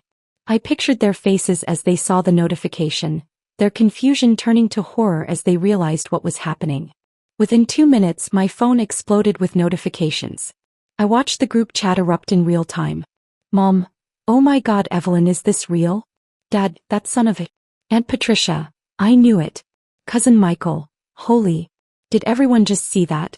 Melissa started typing, stopped, started again. Greg's name appeared and disappeared from the typing indicator. They were panicking, unsure how to respond to irrefutable evidence of their betrayal playing on 24 family members' phones simultaneously. My parents called 3 times in succession. I sent a brief text, I'm okay. We'll call when I land. Love you. Then came the desperate messages from Greg. Evelyn, please let me explain. This isn't what it looks like. Where are you? Answer me. Melissa alternated between threats and pleas. You had no right to record us. Take it down now. I'm sorry, okay? But this is insane. You're making a huge mistake. At 6:40, a frantic call from Greg. I answered, saying nothing, just listening to his panicked breathing. Evelyn, are you there? Look, we need to talk about what you just did. I'm coming over. I wouldn't bother, I said calmly. I'm not there. And check your precious ring before you do anything else. I hung up, imagining him rushing to Melissa's jewelry box, finding my note, realizing the diamond he'd proposed with was as fake as their relationship. The fallout continued to explode across my screen as Dana's car pulled up outside. Several relatives had formed a separate group chat, excluding Greg and Melissa, expressing their support for me and outrage at their behavior. My teenage niece Jenny had apparently taken charge of the family response, writing, Aunt Evelyn is a queen and I want to be her when I grow up. That message unexpectedly brought my first tears since discovering their affair. I forwarded the most important contacts to my burner phone, then removed my SIM card and slipped it into my pocket. With one last look at the apartment that had witnessed both love and betrayal, I locked the door and walked away. Dana hugged me tightly at the airport curb. Text me when you land, she insisted. And Evelyn, I'm proud of you. The international terminal buzzed with morning travelers as I checked in, passed through security and found my gate. My phone, now with a new temporary number, showed dozens of missed calls and messages from Greg, Melissa, and concerned family members. As boarding began, I sent a single message to my parents with my temporary contact information and a promise to explain everything soon. Then I powered down the phone, feeling the weight of the past 3 months finally lifting from my shoulders. Settling into my window seat, I watched ground crews prepare the aircraft for departure. Somewhere across town, Greg and Melissa were facing the complete destruction of their relationship, their reputations, and any sympathy they might have hoped for from friends and family. The captain announced our departure. As the plane accelerated down the runway, I closed my eyes, feeling the satisfying rumble of engines propelling me forward. Away from betrayal, away from humiliation, toward a future entirely my own. The sweet taste of revenge carried me skyward, 30,000 feet above the ruins of their lives. The 10-hour flight passed in a blur of fitful sleep and mediocre airplane food. When the plane finally touched down in Athens, I felt the distance not just in miles but in emotional space. An ocean between my old life and whatever came next. The connecting flight to Santorini was on a much smaller aircraft, dipping and soaring over the impossibly blue Aegean Sea. As the island came into view, white buildings clinging to volcanic cliffs like freshly fallen snow, I felt something stir within me. Not happiness exactly, but possibility. The thought that beauty still existed in a world where betrayal had become my closest companion. The taxi driver who took me to my rental was a cheerful older man named Nikos who pointed out landmarks with grandfatherly pride. "First time in Santorini?" he asked in accented English. "First time anywhere in a long time," I replied, realizing how true it was. I'd been so focused on Greg, on our future, that I'd forgotten to live my own present. My accommodation was exactly as pictured. A small, whitewashed villa perched on the caldera's edge in Oe, away from the worst of the tourist crowds. Blue shutters framed windows that opened to an endless horizon where sea met sky in a seamless watercolor blend. A private terrace with a small plunge pool offered the perfect vantage point for sunset. The property manager, Elena, showed me around, explaining how to work the ancient coffee machine and where to find the best local tavernas. "You are here alone?" she asked, not unkindly. "Very much so," I answered, surprised at how the words felt like freedom rather than abandonment. After she left, I unpacked my few belongings, showered away the stale airplane air, and collapsed into bed, sleeping dreamlessly for 14 hours straight. I woke to brilliant sunshine streaming through gauzy curtains. For a disorienting moment, I didn't know where I was or why my arm reached automatically for someone who wasn't there. Then it all rushed back. The barbecue, the ring, the video, the escape. I sat up, heart pounding, before realizing there was nothing to fear anymore. The worst had happened. I had survived. Whatever came next was entirely up to me. On the terrace I found breakfast waiting. Greek yogurt with honey, fresh figs, strong coffee. Beside it, a note from Elena explaining she'd taken the liberty since I'd slept so long. This simple kindness from a stranger nearly undid me. I ate watching fishing boats trace ripples across the bay below, my burner phone still powered off beside my plate. When I finally turned it on, dozens of notifications appeared. I ignored the missed calls and opened messages only from my parents and Dana. "Mom, we're so sorry, sweetheart. We had no idea. Are you safe? Dad, that video showed everything we needed to know. Take all the time you need. We're here when you're ready. Dana, checked your old phone. Total meltdown happening. Greg showed up at your parents' house crying. They wouldn't let him in. Your dad apparently used some colorful language. Call me when you can." I smiled, picturing my gentle father finally unleashing his temper on the man who had humiliated his daughter. Instead of immediately calling back, I took a photograph of my view and sent it to my parents and Dana with the message. "I'm safe. I'm healing. I'll call soon." Then I turned off notifications and set out to explore my temporary home. Santorini in early spring was perfect. Warm enough for short sleeves during the day, cool enough for light sweaters at night, and blessedly free from the summer tour groups. I wandered narrow cobblestone streets, ducking into small galleries and family-owned shops. At a tiny bookstore I purchased a leather-bound journal, the first I'd owned that Greg had never seen or touched. That evening I wrote my first entry sitting at a cliffside cafe, sipping local wine as the sun transformed the sky into a painter's palette of orange, pink, and gold. I didn't write about Greg or Melissa or betrayal. Instead, I described the feeling of warm stone under my palms, the taste of olive oil and sea salt, the distant laughter of fishermen returning to harbor. 3 days passed before I called my parents, using the villa's Wi-Fi to avoid international charges. My mother answered on the first ring. "Evelyn. Oh, thank goodness. Are you all right? Where are you?" "I'm in Greece, Mom. And yes, I'm all right or getting there." The concern in her voice nearly broke my composure, but I continued. I'm sorry I didn't warn you about the video. Don't you dare apologize, she said fiercely. Your father and I watched it together. We saw everything. That, she seemed to struggle for words harsh enough. It's okay, Mom. You don't have to say it. The wedding's off, obviously, she continued. Melissa tried to claim the video was manipulated, but no one believed her after seeing them together at the barbecue. She's staying with a friend, she can't show her face at family functions right now. And Greg came by twice more, crying and making excuses. Your father threatened to call the police. He hasn't been back. She paused. He lost his job, apparently. Someone from your family chat forwarded the video to his boss. I hadn't expected that. For a moment I felt a twinge of, not regret exactly, but awareness of how extensively my revenge had spread. Then I remembered his smirk as he told me I wasn't wife material, and the twinge disappeared.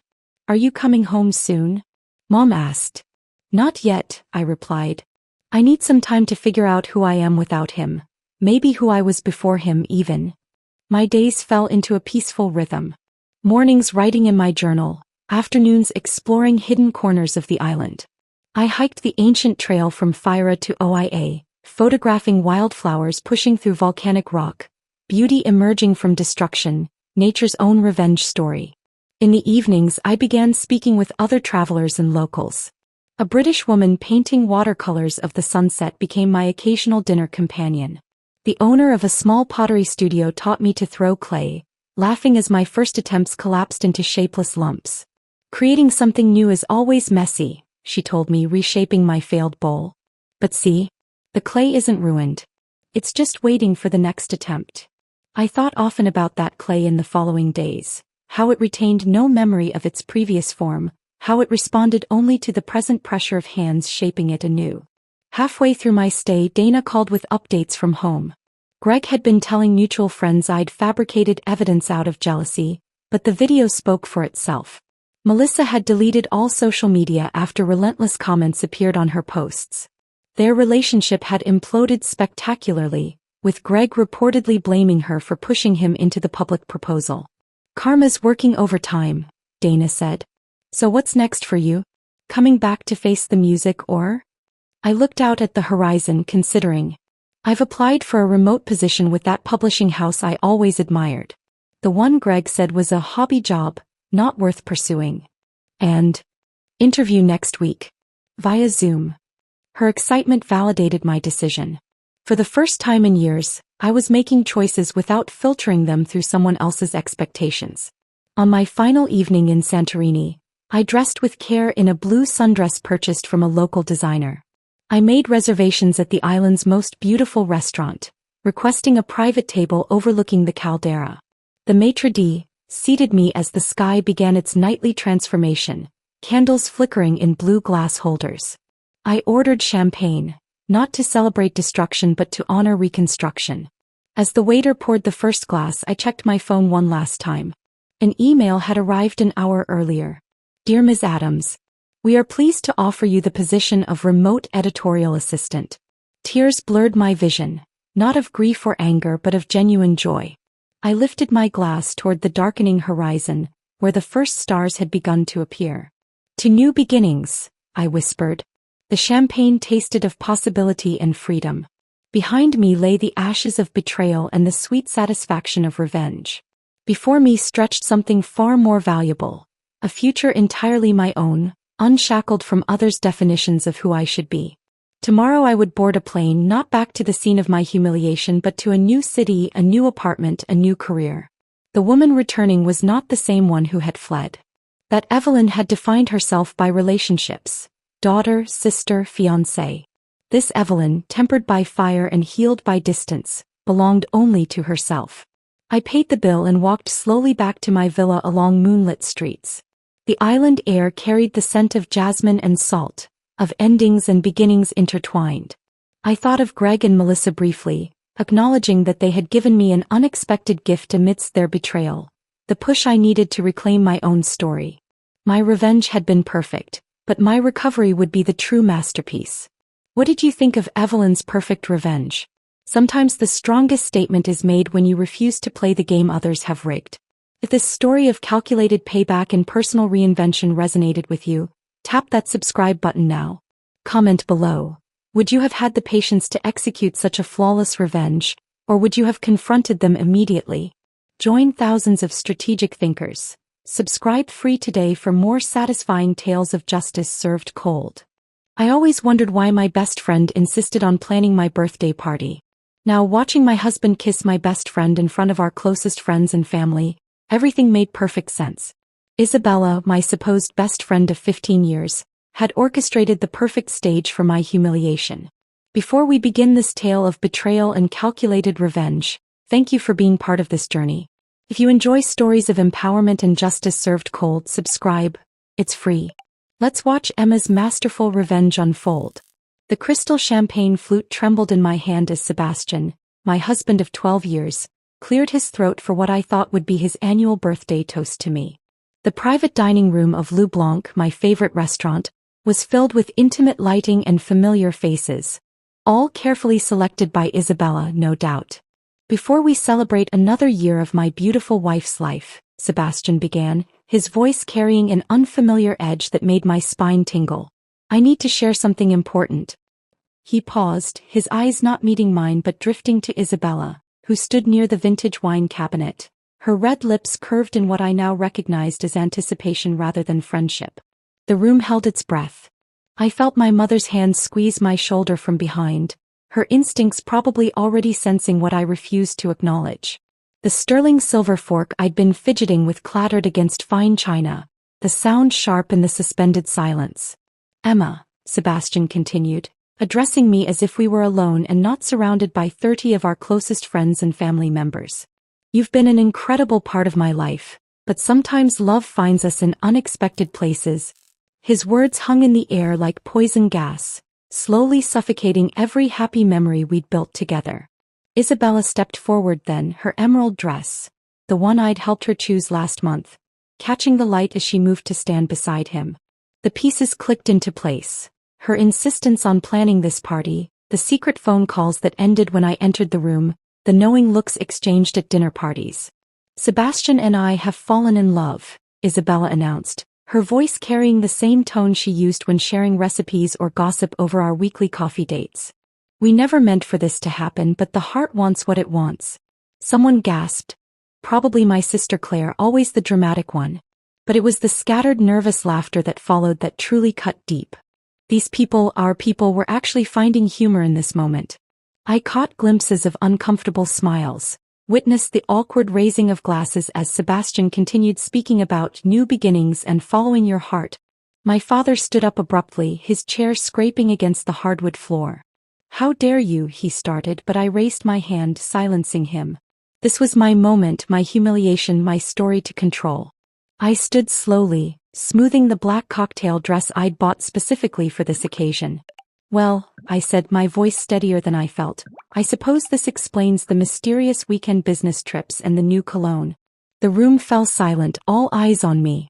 And Isabella darling, it certainly explains why you insisted I wear black tonight. How thoughtful of you to dress me for my own funeral. Sebastian had the audacity to look uncomfortable. Emma, we didn't want to hurt you. No. I interrupted, taking a deliberate sip of champagne. Then perhaps you shouldn't have chosen my 40th birthday party for this charming announcement. But then again, I turned to Isabella, you always did have a flair for the dramatic, didn't you? I set my glass down with precise control, though every nerve in my body screamed for me to throw it. The diamond tennis bracelet Sebastian had given me for our 10th anniversary caught the light as I moved, and with deliberate care, I unclasped it and let it fall onto the pristine white tablecloth. You'll regret this, I said softly but with absolute conviction. It wasn't a threat, it was a promise. The slight falter in Isabella's smile, the momentary uncertainty that flickered across Sebastian's face, told me they caught my meaning. Emma dashed. Isabella stepped forward, reaching out as if to touch my arm. I stepped back, my movement so smooth it made her gesture appear clumsy. Thank you all for coming to celebrate. I addressed the room, my voice carrying the warmth of a winter storm. Please enjoy the cake. Isabella spent hours choosing it after all. It would be a shame to let all her careful planning go to waste. As I walked out of Le Blanc that night, head high and steps measured, I heard the murmur of conversations explode behind me. Let them talk. Let them speculate. They had no idea what was coming. Because while Sebastian and Isabella had spent months planning their grand revelation, they'd forgotten one crucial detail about me. I'd always been better at playing the long game. The cool night air hit my face as I stepped onto the sidewalk, and I finally allowed myself a real smile. They thought this was the end of my story. They were wrong. This was just the beginning. The morning after my birthday catastrophe, I vanished. Not physically, of course, but socially, I became a ghost. My phone buzzed incessantly with messages from concerned friends and family, each notification a reminder of the spectators to my humiliation. I let them all go unanswered. Instead of drowning in tears or wine, I channeled my rage into research. My laptop became my closest confidant as I dove deep into Sebastian's business dealings. As a corporate lawyer, I knew exactly where to look for the threads that would unravel his carefully constructed world. 12 years of marriage had given me intimate knowledge of his weaknesses, his secrets, and most importantly, his lies. Isabella's social media presence suddenly became fascinating reading material. Every perfectly curated post, every tagged location, every business connection. I cataloged them all. Her real estate empire, built on carefully cultivated relationships and a reputation for discretion, was her pride. How fitting that pride would be her downfall. I rented a modest apartment across town, using my mother's maiden name. The irony wasn't lost on me that I was now living in a space smaller than my walk-in closet at home. But this wasn't about comfort. It was about strategy. In this anonymous space, I could think clearly, plan meticulously, without the ghost of my married life haunting every corner. "Emma, please," my sister Claire begged during her third attempt to visit. "You need support right now." I simply smiled and closed the door. Support wasn't what I needed focus. The concerned looks and sympathetic platitudes would only slow me down. By day, I maintained my position at the law firm, my professional mask never slipping. My colleagues walked on eggshells around me, but I gave them nothing to gossip about. No emotional outbursts, no dramatic confrontations. Just calculated competence and an enigmatic smile that made them more uncomfortable than tears ever would. Late at night, I built my network. Anonymous email accounts, secure messaging apps, and careful documentation of every piece of information I gathered. Sebastian's business partners became unwitting allies as I posed as a potential investor, each conversation revealing new cracks in his corporate facade. Isabella's clients were surprisingly chatty when approached by someone interested in her unique business methods. The whispers of cut corners, undisclosed property issues, and creative accounting practices painted an interesting picture. Every revelation was carefully filed away, each piece fitting into my larger puzzle. I watched from afar as they flaunted their relationship, now free from secrecy. Sebastian moved into Isabella's penthouse, the one she'd bought suspiciously quickly after her divorce 3 years ago. They attended charity galas together, their photos splashed across local society pages. Each public appearance added another layer to my understanding of their routines, their vulnerabilities. The restraint required was excruciating. When I overheard my assistant mentioning that Isabella had been spotted ring shopping, I maintained my composure even as my nails dug crescents into my palms. When Sebastian's family law firm won a major case and he was photographed celebrating with Isabella at his side, I simply added the newspaper clipping to my growing collection. My father, ever the protective patriarch, tried to intervene. "Sweetheart, your mother and I are worried. You can't just disappear like this." But I could, and I had. The woman they knew, the perfect wife, the loyal friend, the predictable daughter, had died at that birthday party. In her place was someone far more dangerous. A woman with nothing left to lose and everything to gain. 1 month into my self-imposed exile, I received an invitation to a mutual friend's dinner party. Sebastian and Isabella would be there, celebrating their new life. I declined with a polite note about prior commitments. Let them think I was hiding in shame. Let them believe their betrayal had broken me. In reality, I was meeting with a former client of Isabella's, one whose luxury development project had mysteriously fallen through after her expert guidance. His story, combined with others I'd collected, was forming a pattern that any investigative journalist would find fascinating. The fact that this particular journalist had a grudge against Sebastian's firm was just an added bonus. As I sat in my sparse apartment that evening, surrounded by documents and digital trails, I felt a strange sense of peace. The initial shock of betrayal had crystallized into something harder, something colder. Every unanswered call, every declined invitation, every moment of silence was building anticipation for what was to come. They thought my silence meant acceptance. They assumed my disappearance meant defeat. But they'd forgotten the most important lesson about silence. It's not the thunder that kills you, it's the lightning you never see coming. I picked up my phone and finally answered one of the countless messages. A simple response to an old law school friend now working for the Securities and Exchange Commission. Yes, I'd love to have coffee and catch up. I have some interesting insights about local real estate developments I'd like to share. The pieces were in place. The stage was set. Now it was time to remind them why they should have feared my silence. The coffee meeting with my SEC contact was just the beginning.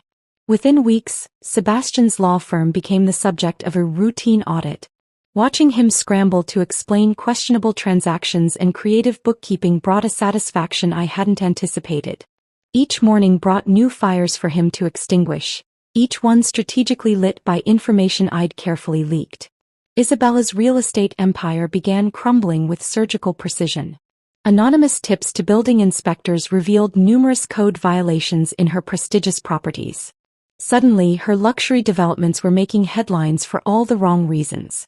The whispers I'd cultivated about her questionable business practices grew into roars. I orchestrated their downfall like a symphony, each movement perfectly timed. While Sebastian was distracted by the SEC investigation, I made sure his biggest clients learned about his oversight in their recent contracts. It's amazing how quickly loyalty evaporates when millions are at stake. The prestigious corner office he'd bragged about for years now felt more like a glass cage. Did you hear about Isabella Monroe's latest project? The whispers at charity events grew louder. Apparently the foundation is unstable. The investors are furious. I sat at my own table at these events now, watching the society vultures circle their new prey. The irony wasn't lost on me that the same people who'd laughed at my humiliation were now eagerly participating in theirs. Sebastian's first major blow came when his firm's managing partners called an emergency meeting. I didn't need to be there to know what happened. My carefully planted evidence of his ethical breaches had found its way to exactly the right eyes. His name was removed from the firm's letterhead that same day. Isabella's breakdown was more public. During the grand opening of her latest luxury development, a group of angry previous clients staged a protest. The sight of her, mascara streaming down her face as she tried to explain away their accusations, made every society page. The same photographers who'd once captured her triumphant smile now documented her disgrace. Emma, my sister Claire, called one evening, her voice urgent. Sebastian looks terrible. He's losing weight, and Isabella, well, she's drinking a lot. What did you do? I replied innocently. I've been focused on healing, Claire. Ask their consciences what they did. The dominoes continued to fall. Sebastian's younger brother, a junior partner at the firm, was forced to distance himself publicly. Their parents, who'd once welcomed Isabella as Sebastian's true love, now crossed the street to avoid her. The isolation they'd intended for me became their reality instead. My masterstroke came in the form of an exposé in the city's most respected business journal. Every questionable deal, every ethical breach, every betrayal of client trust, laid bare for all to see. The article didn't mention me once, but those who knew us recognized my fingerprints all over it. Isabella's real estate license suspension hearing was scheduled for the same day Sebastian faced the State Bar Association. A coincidence, of course. I attended neither, but I did enjoy a leisurely lunch at their favorite restaurant, alone at what used to be their regular table. The crash of their professional lives coincided perfectly with the implosion of their personal relationship. Stress has a way of revealing true colors, and theirs were particularly ugly. Their public arguments became legendary. The perfect couple now perfectly miserable. You promised you had everything under control. Isabella's voice carried across the restaurant one evening, when they didn't know I was seated just around the corner. Now I'm losing everything because of you. Me? Sebastian's laugh was bitter. You're the one who insisted we go public at her birthday. It'll be dramatic, you said. She'll just have to accept it, you said. Well, how's that working out for us? I sipped my wine and smiled. They'd orchestrated my humiliation in this very restaurant. Now they couldn't even enjoy a meal here without falling apart. Poetic justice has always been my favorite kind. The final nail in their coffin came from an unexpected source. Isabella's former assistant, armed with years of documented evidence, filed a wrongful termination lawsuit. The details that emerged painted a picture of corruption that even their remaining supporters couldn't ignore. Sebastian's attempt to salvage his career through a television interview backfired spectacularly.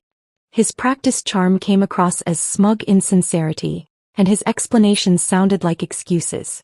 The comment section was particularly brutal. Society loves nothing more than watching the mighty fall. As I watched their carefully constructed world crumble, I felt neither joy nor sadness. Instead, there was a sense of balance restored. They tried to write me out of their story, but instead I'd become the author of their downfall. The last time I saw them together, they were arguing on the street outside their former favorite cafe. Isabella's designer clothes now looked shabby, and Sebastian's confident stride had become a defeated shuffle. They didn't notice me watching from my car, but I noticed everything. The way they couldn't even look at each other, the distance between them that seemed to grow with each passing second. My phone buzzed with a text from my realtor. Their penthouse was officially on the market, listed well below value. They needed a quick sale apparently. I smiled and made a mental note to have my attorney submit an offer. After all, I'd always liked that view. After watching their public meltdown, I knew it was time to focus solely on Isabella. Sebastian's professional ruin was complete, but Isabella still clung to fragments of her social standing. That was about to change. I'd saved my most devastating ammunition specifically for her. The encrypted folder on my laptop contained years of her indiscretions, carefully documented and time-stamped. Every betrayal, not just of me but of countless others. Isabella had made a career of climbing social ladders by stepping on fingers. The first revelation came through her charity foundation. Anonymous tips led investigators to discover that only a fraction of the donations actually reached their intended causes. The society matrons who'd championed her philanthropic image recoiled in horror as their names became associated with her fraud. Did you know?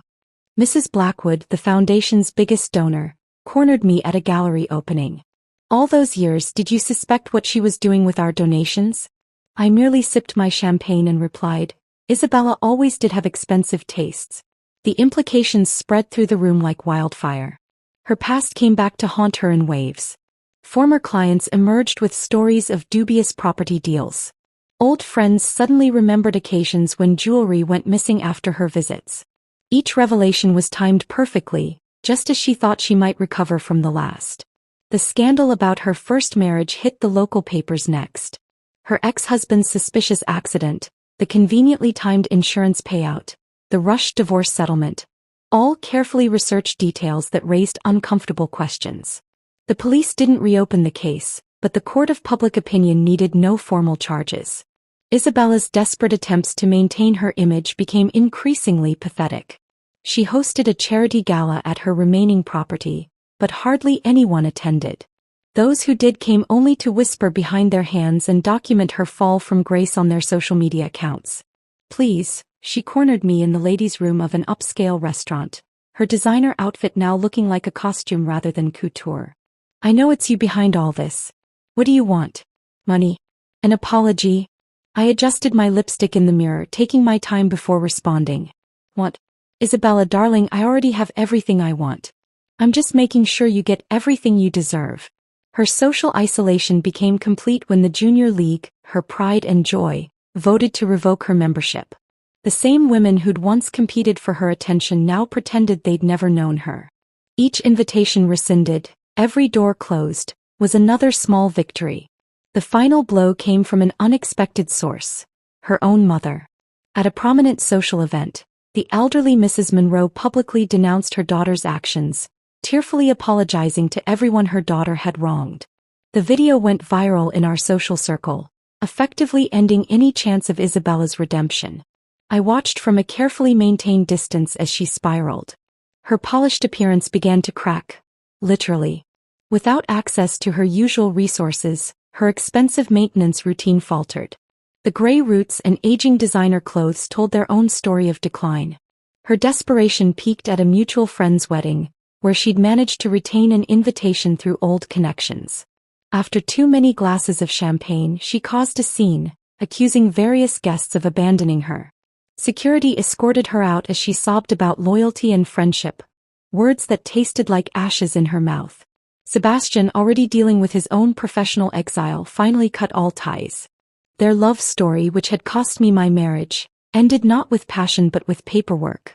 He filed a restraining order after she showed up at his new modest apartment, creating yet another public spectacle. "You've destroyed me," she texted one night, her message riddled with typing errors. "Are you happy now?" I didn't respond. Instead, I forwarded the message to my lawyer, adding it to the documentation of her increasingly erratic behavior. Every desperate attempt to contact me only strengthened my position. The society columns that had once featured her charity work and business success now ran stories about her decline. Local socialites' shocking fall from grace became former reality star faces multiple fraud investigations. The trajectory was as swift as it was merciless. Her final public appearance was almost anticlimactic. At a small cafe where we'd once shared weekly brunches, she sat alone, her designer handbag now obviously counterfeit, her manicure chipped, staring into a cold coffee she couldn't afford to replace. Our eyes met briefly as I walked past with my new circle of friends, but I didn't acknowledge her. She'd become what she'd always feared most, invisible.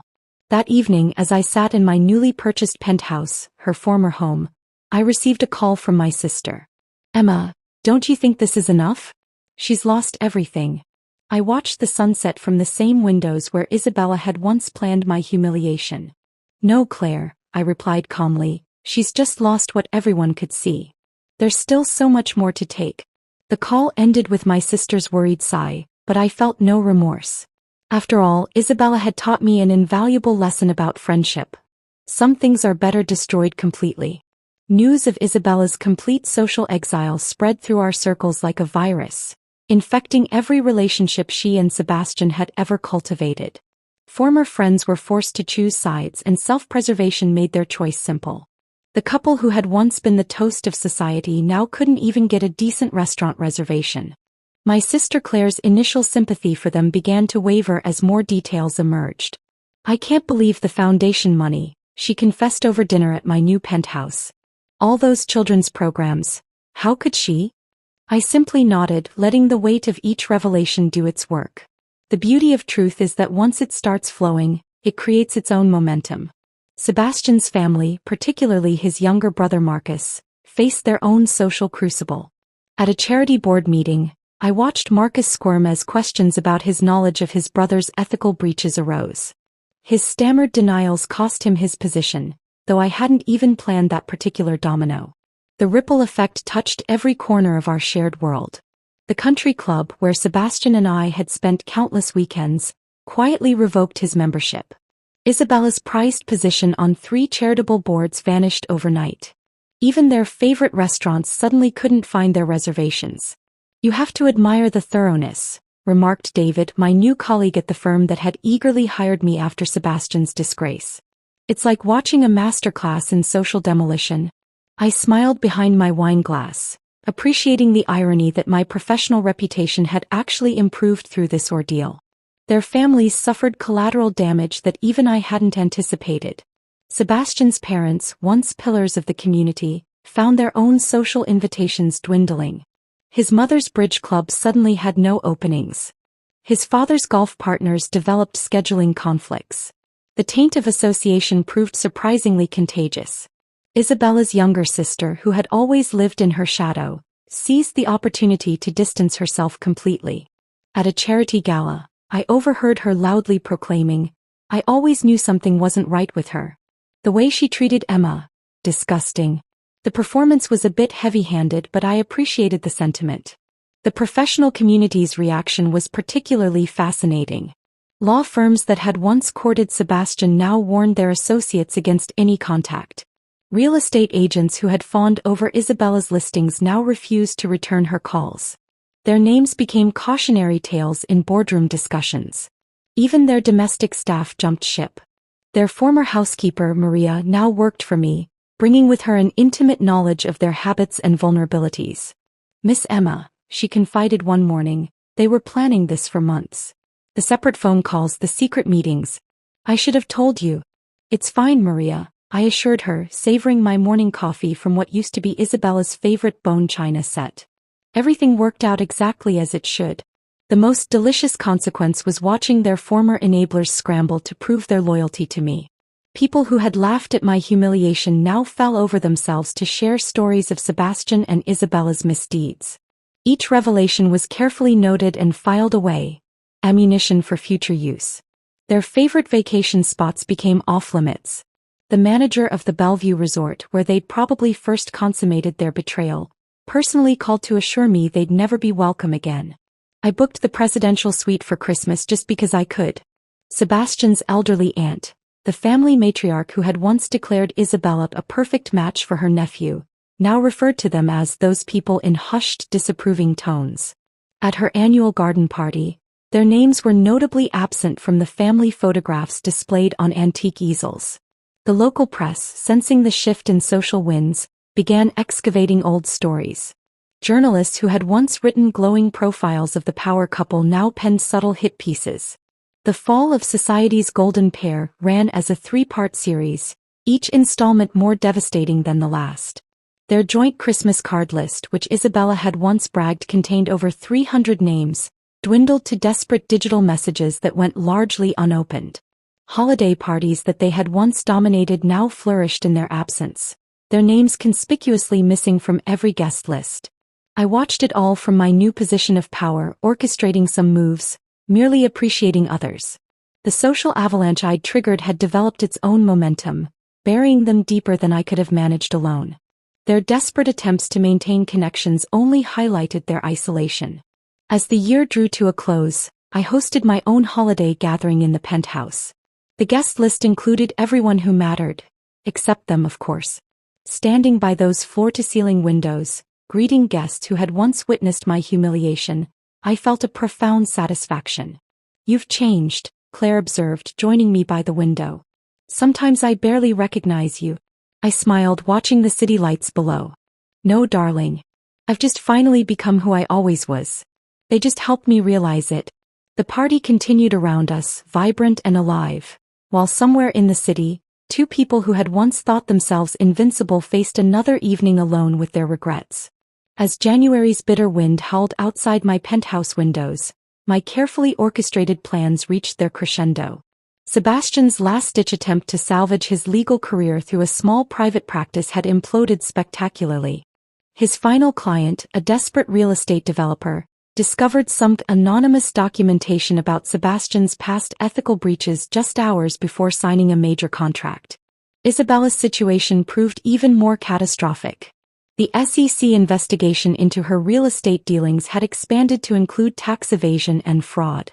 Her remaining assets were frozen, leaving her to face the harsh reality of winter without her beloved luxury car or access to her investment accounts. Their relationship, once flaunted as an epic romance worth destroying my marriage for, deteriorated into public screaming matches. Outside what used to be their favorite bistro, Isabella's shrill accusations about Sebastian's cowardice and incompetence drew a crowd of smartphone-wielding observers. The video went viral in our social circles within hours. "He promised he'd protect me." Isabella's mascara-streaked face filled countless screens. "He said we'd handle everything together, but look at us now." Sebastian's response, a cold "you're on your own," became the caption for countless social media posts. The financial empire they'd both taken for granted crumbled like a house of cards in a hurricane. Sebastian's investment portfolio, heavily leveraged and poorly managed in recent months, collapsed under the weight of margin calls. Isabella's property holdings, already tainted by scandal, became toxic assets that no one would touch. Their desperate attempts to salvage something, anything, led to even more catastrophic decisions. Sebastian's ill-advised interview with a local business journal turned into a confessional that implicated Isabella in several questionable deals. She retaliated by releasing emails that exposed his role in defrauding his former firm's clients. "Did you see?" Claire texted me one morning. "They're selling everything. Even Isabella's engagement ring is listed online." I smiled, remembering how she'd flashed that gaudy diamond in my face at my birthday party. Now it was just another asset to be liquidated. The perfect storm I'd engineered swept away not just their wealth and status, but their very sense of identity. Sebastian, once the epitome of legal success, couldn't even secure a position teaching law at a community college. Isabella, the social butterfly who'd prided herself on her networking skills, found herself blocked on every social media platform that mattered. Their final joint appearance at a court-mandated mediation session painted a picture of complete devastation. Sebastian's custom suits had been replaced by off-the-rack where that didn't quite fit. Isabella's designer wardrobe had given way to last season's bargain finds. They sat at opposite ends of the conference table, unable to look at each other. "You ruined everything," Isabella spat, her perfectly maintained facade finally cracking. "If you hadn't insisted on that stupid public announcement." "Me?" Sebastian's laugh was hollow. "You're the one who wanted to humiliate her. Let's do it at her birthday party, you said." "It'll be perfect," you said. "Well, how perfect does it feel now?" The mediator's report, which somehow found its way to my inbox, detailed their complete financial dissolution. Every joint asset, every shared investment, every remnant of their affair had to be sold to satisfy creditors and legal judgments. The mighty had not just fallen, they'd crashed and burned. Isabella's final attempt to resurrect her social standing through a tell-all blog post backfired spectacularly. Her version of events, meant to paint herself as a victim of circumstance and Sebastian's manipulation, instead revealed even more damaging details about their misconduct. The comments section became a battlefield of former friends and associates sharing their own stories of betrayal. Sebastian, facing disbarment and financial ruin, retreated to a studio apartment in a part of town he would have never deigned to visit in his previous life. His luxury watches, sports car, and even his prized golf club membership were sacrificed to keep the electricity on and food in his refrigerator. The storm reached its peak when their former social circle gathered for the annual charity gala, an event they had once dominated. Their absence was marked not by whispers of sympathy, but by casual discussions of their downfall as if discussing last season's fashion trends.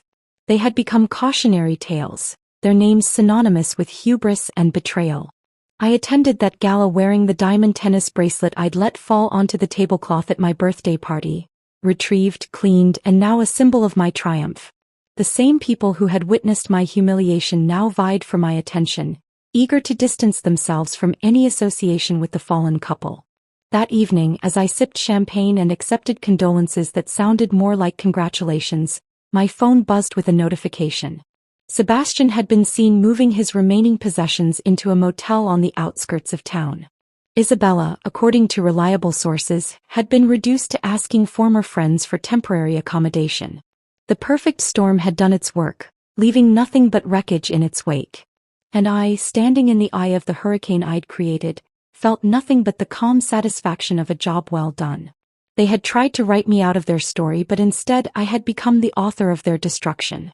The knock on my penthouse door came at precisely 11:47 p.m., exactly 1 month after the charity gala.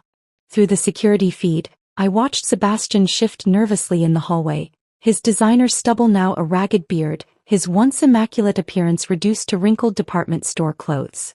I let him wait for exactly 5 minutes.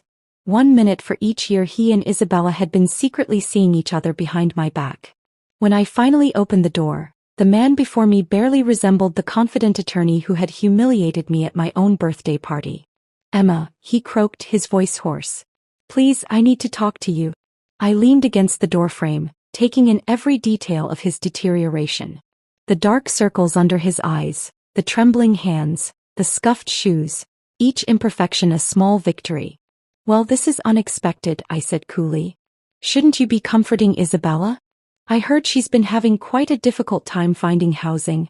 "Isabella's gone," he said, his words tumbling out. "She left the country yesterday. Dubai, I think. Some distant cousin offered her a fresh start." He laughed bitterly. "She didn't even say goodbye." "How tragic," I replied, my voice dripping with mock sympathy. "Love's young dream, ended so soon. Please do come in. I believe you know where everything is. You did help pick out most of the furniture." He followed me into what used to be his living room, his eyes darting around like a trapped animal. The space had been completely redecorated, every trace of their former life together erased. Only the view remained the same, the glittering city lights that had witnessed so many of their secret rendezvous. "I know it was you," he said suddenly, sinking into a leather armchair. "All of it.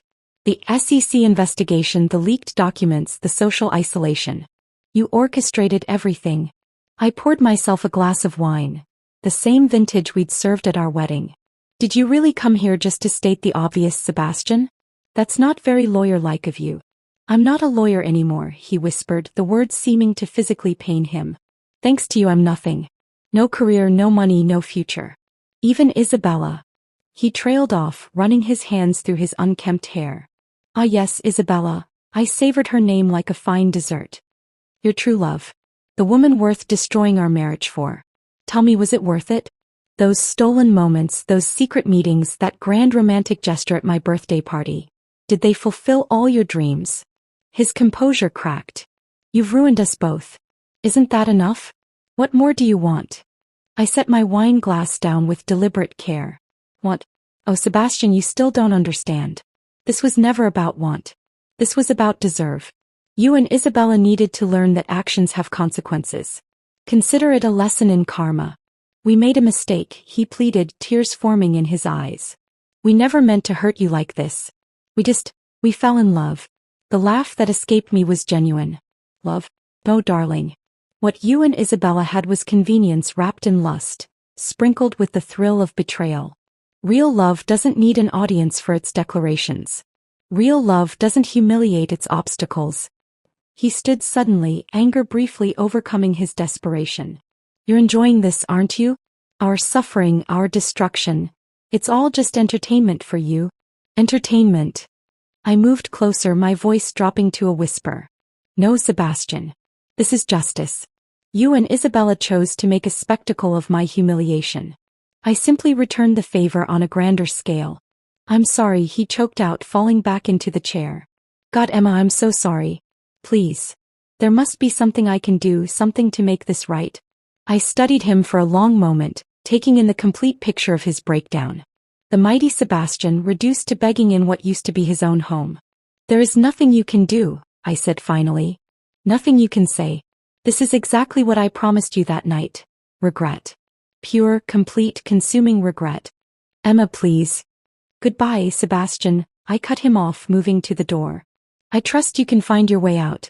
After all, you were always so good at exits." As the door closed behind his slumped figure, I returned to my wine and the city lights. Somewhere in Dubai, Isabella was probably discovering that her cousin's offer of help came with strings attached, strings I had carefully arranged. And here was Sebastian, broken and alone, finally understanding the true cost of their betrayal. My phone buzzed with a text from Claire. "Is it done? Are you finally satisfied?" I smiled, typing my response. "Almost. There's just one more scene left to play." Because while Sebastian's breakdown might signal the end for him, it was just another step in my carefully choreographed dance of revenge. After all, some lessons need to be absolutely unforgettable. After Sebastian's late-night breakdown, I found myself standing in my penthouse, staring at the chair where he had sat. The victory I'd orchestrated was complete. Sebastian broken, Isabella exiled, their love story transformed into a cautionary tale. Yet something unexpected lingered in the air, an emotion I hadn't planned for. My phone lit up with a message from my private investigator in Dubai. Isabella's fresh start had evolved exactly as I'd arranged.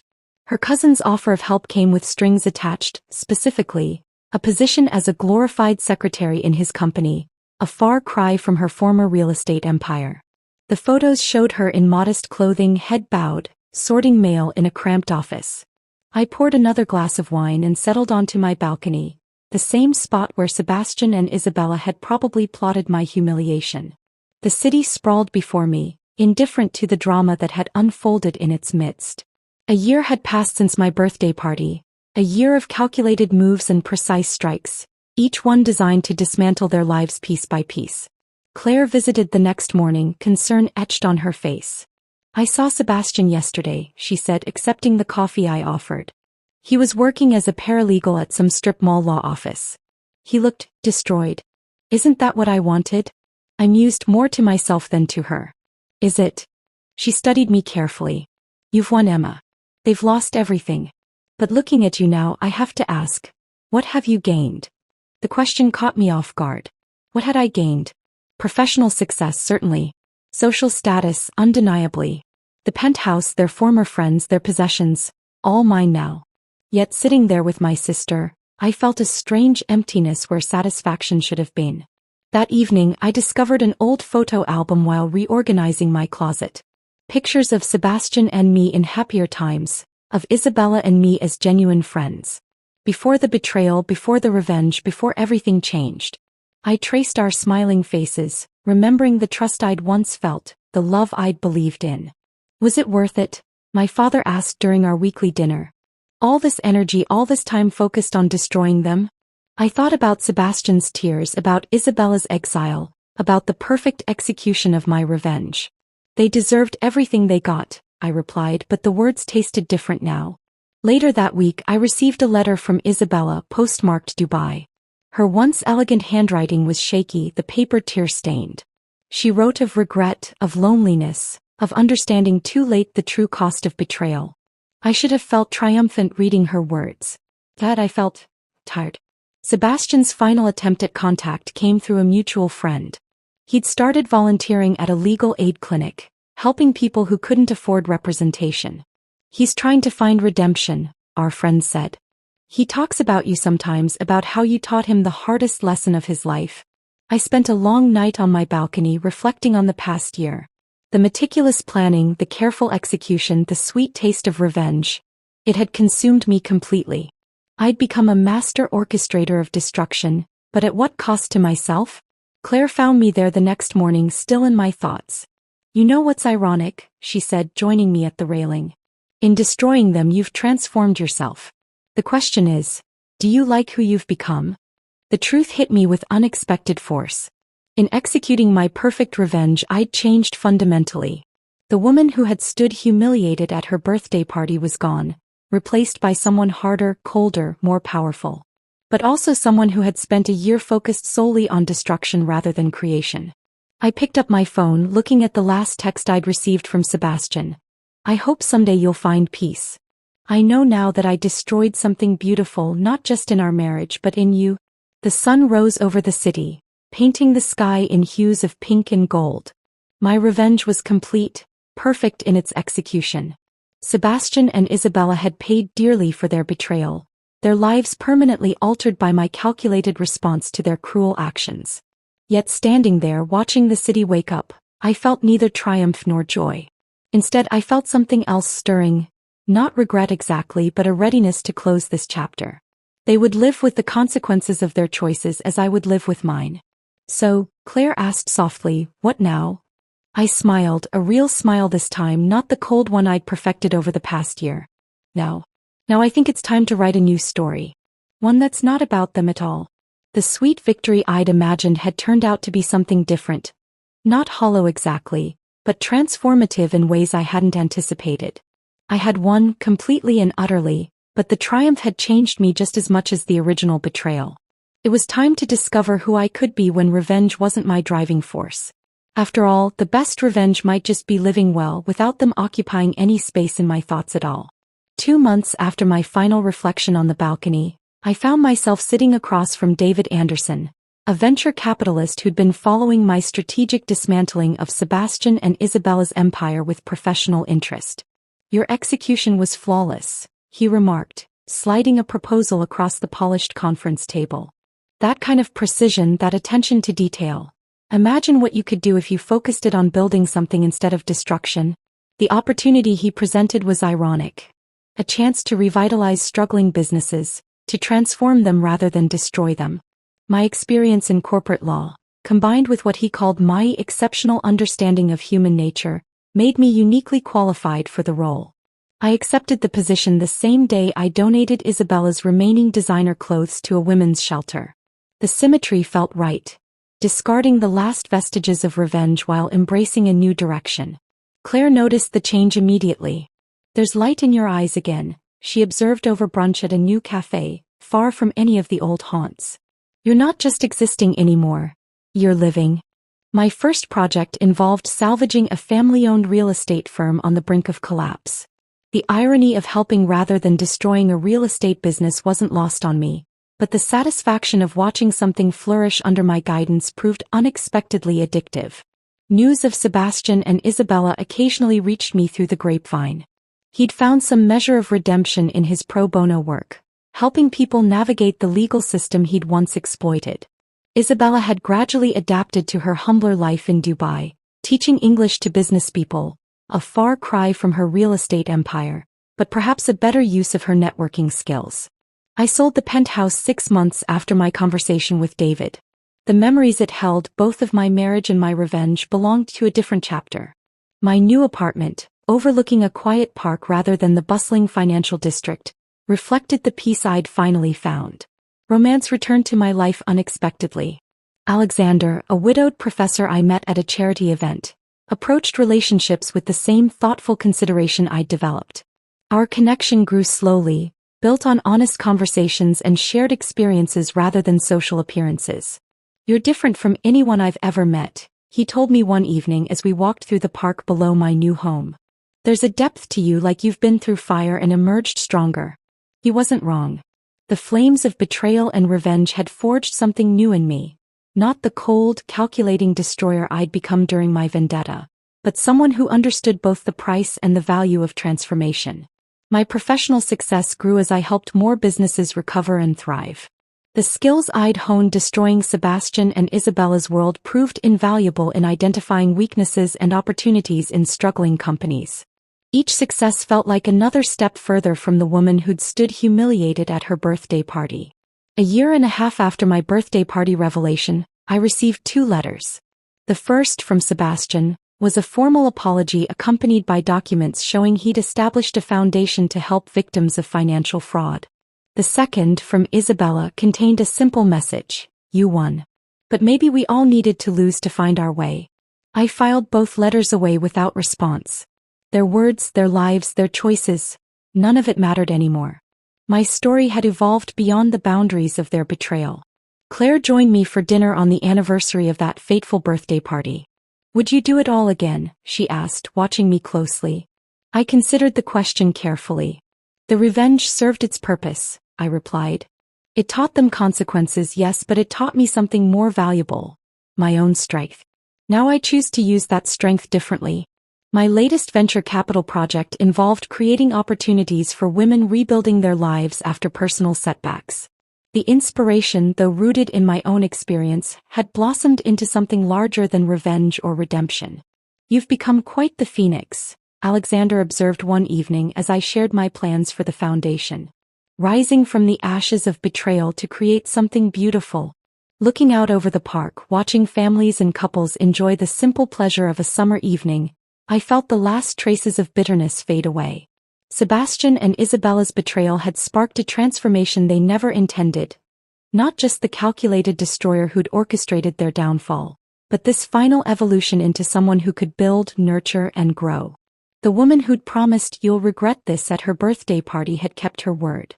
But the woman who emerged from that promise had discovered something far more valuable than revenge. She'd found her true power, not in destruction but in creation. The phoenix had indeed risen, but she soared now toward horizons her betrayers could never have imagined, leaving the ashes of the past where they belonged, behind her.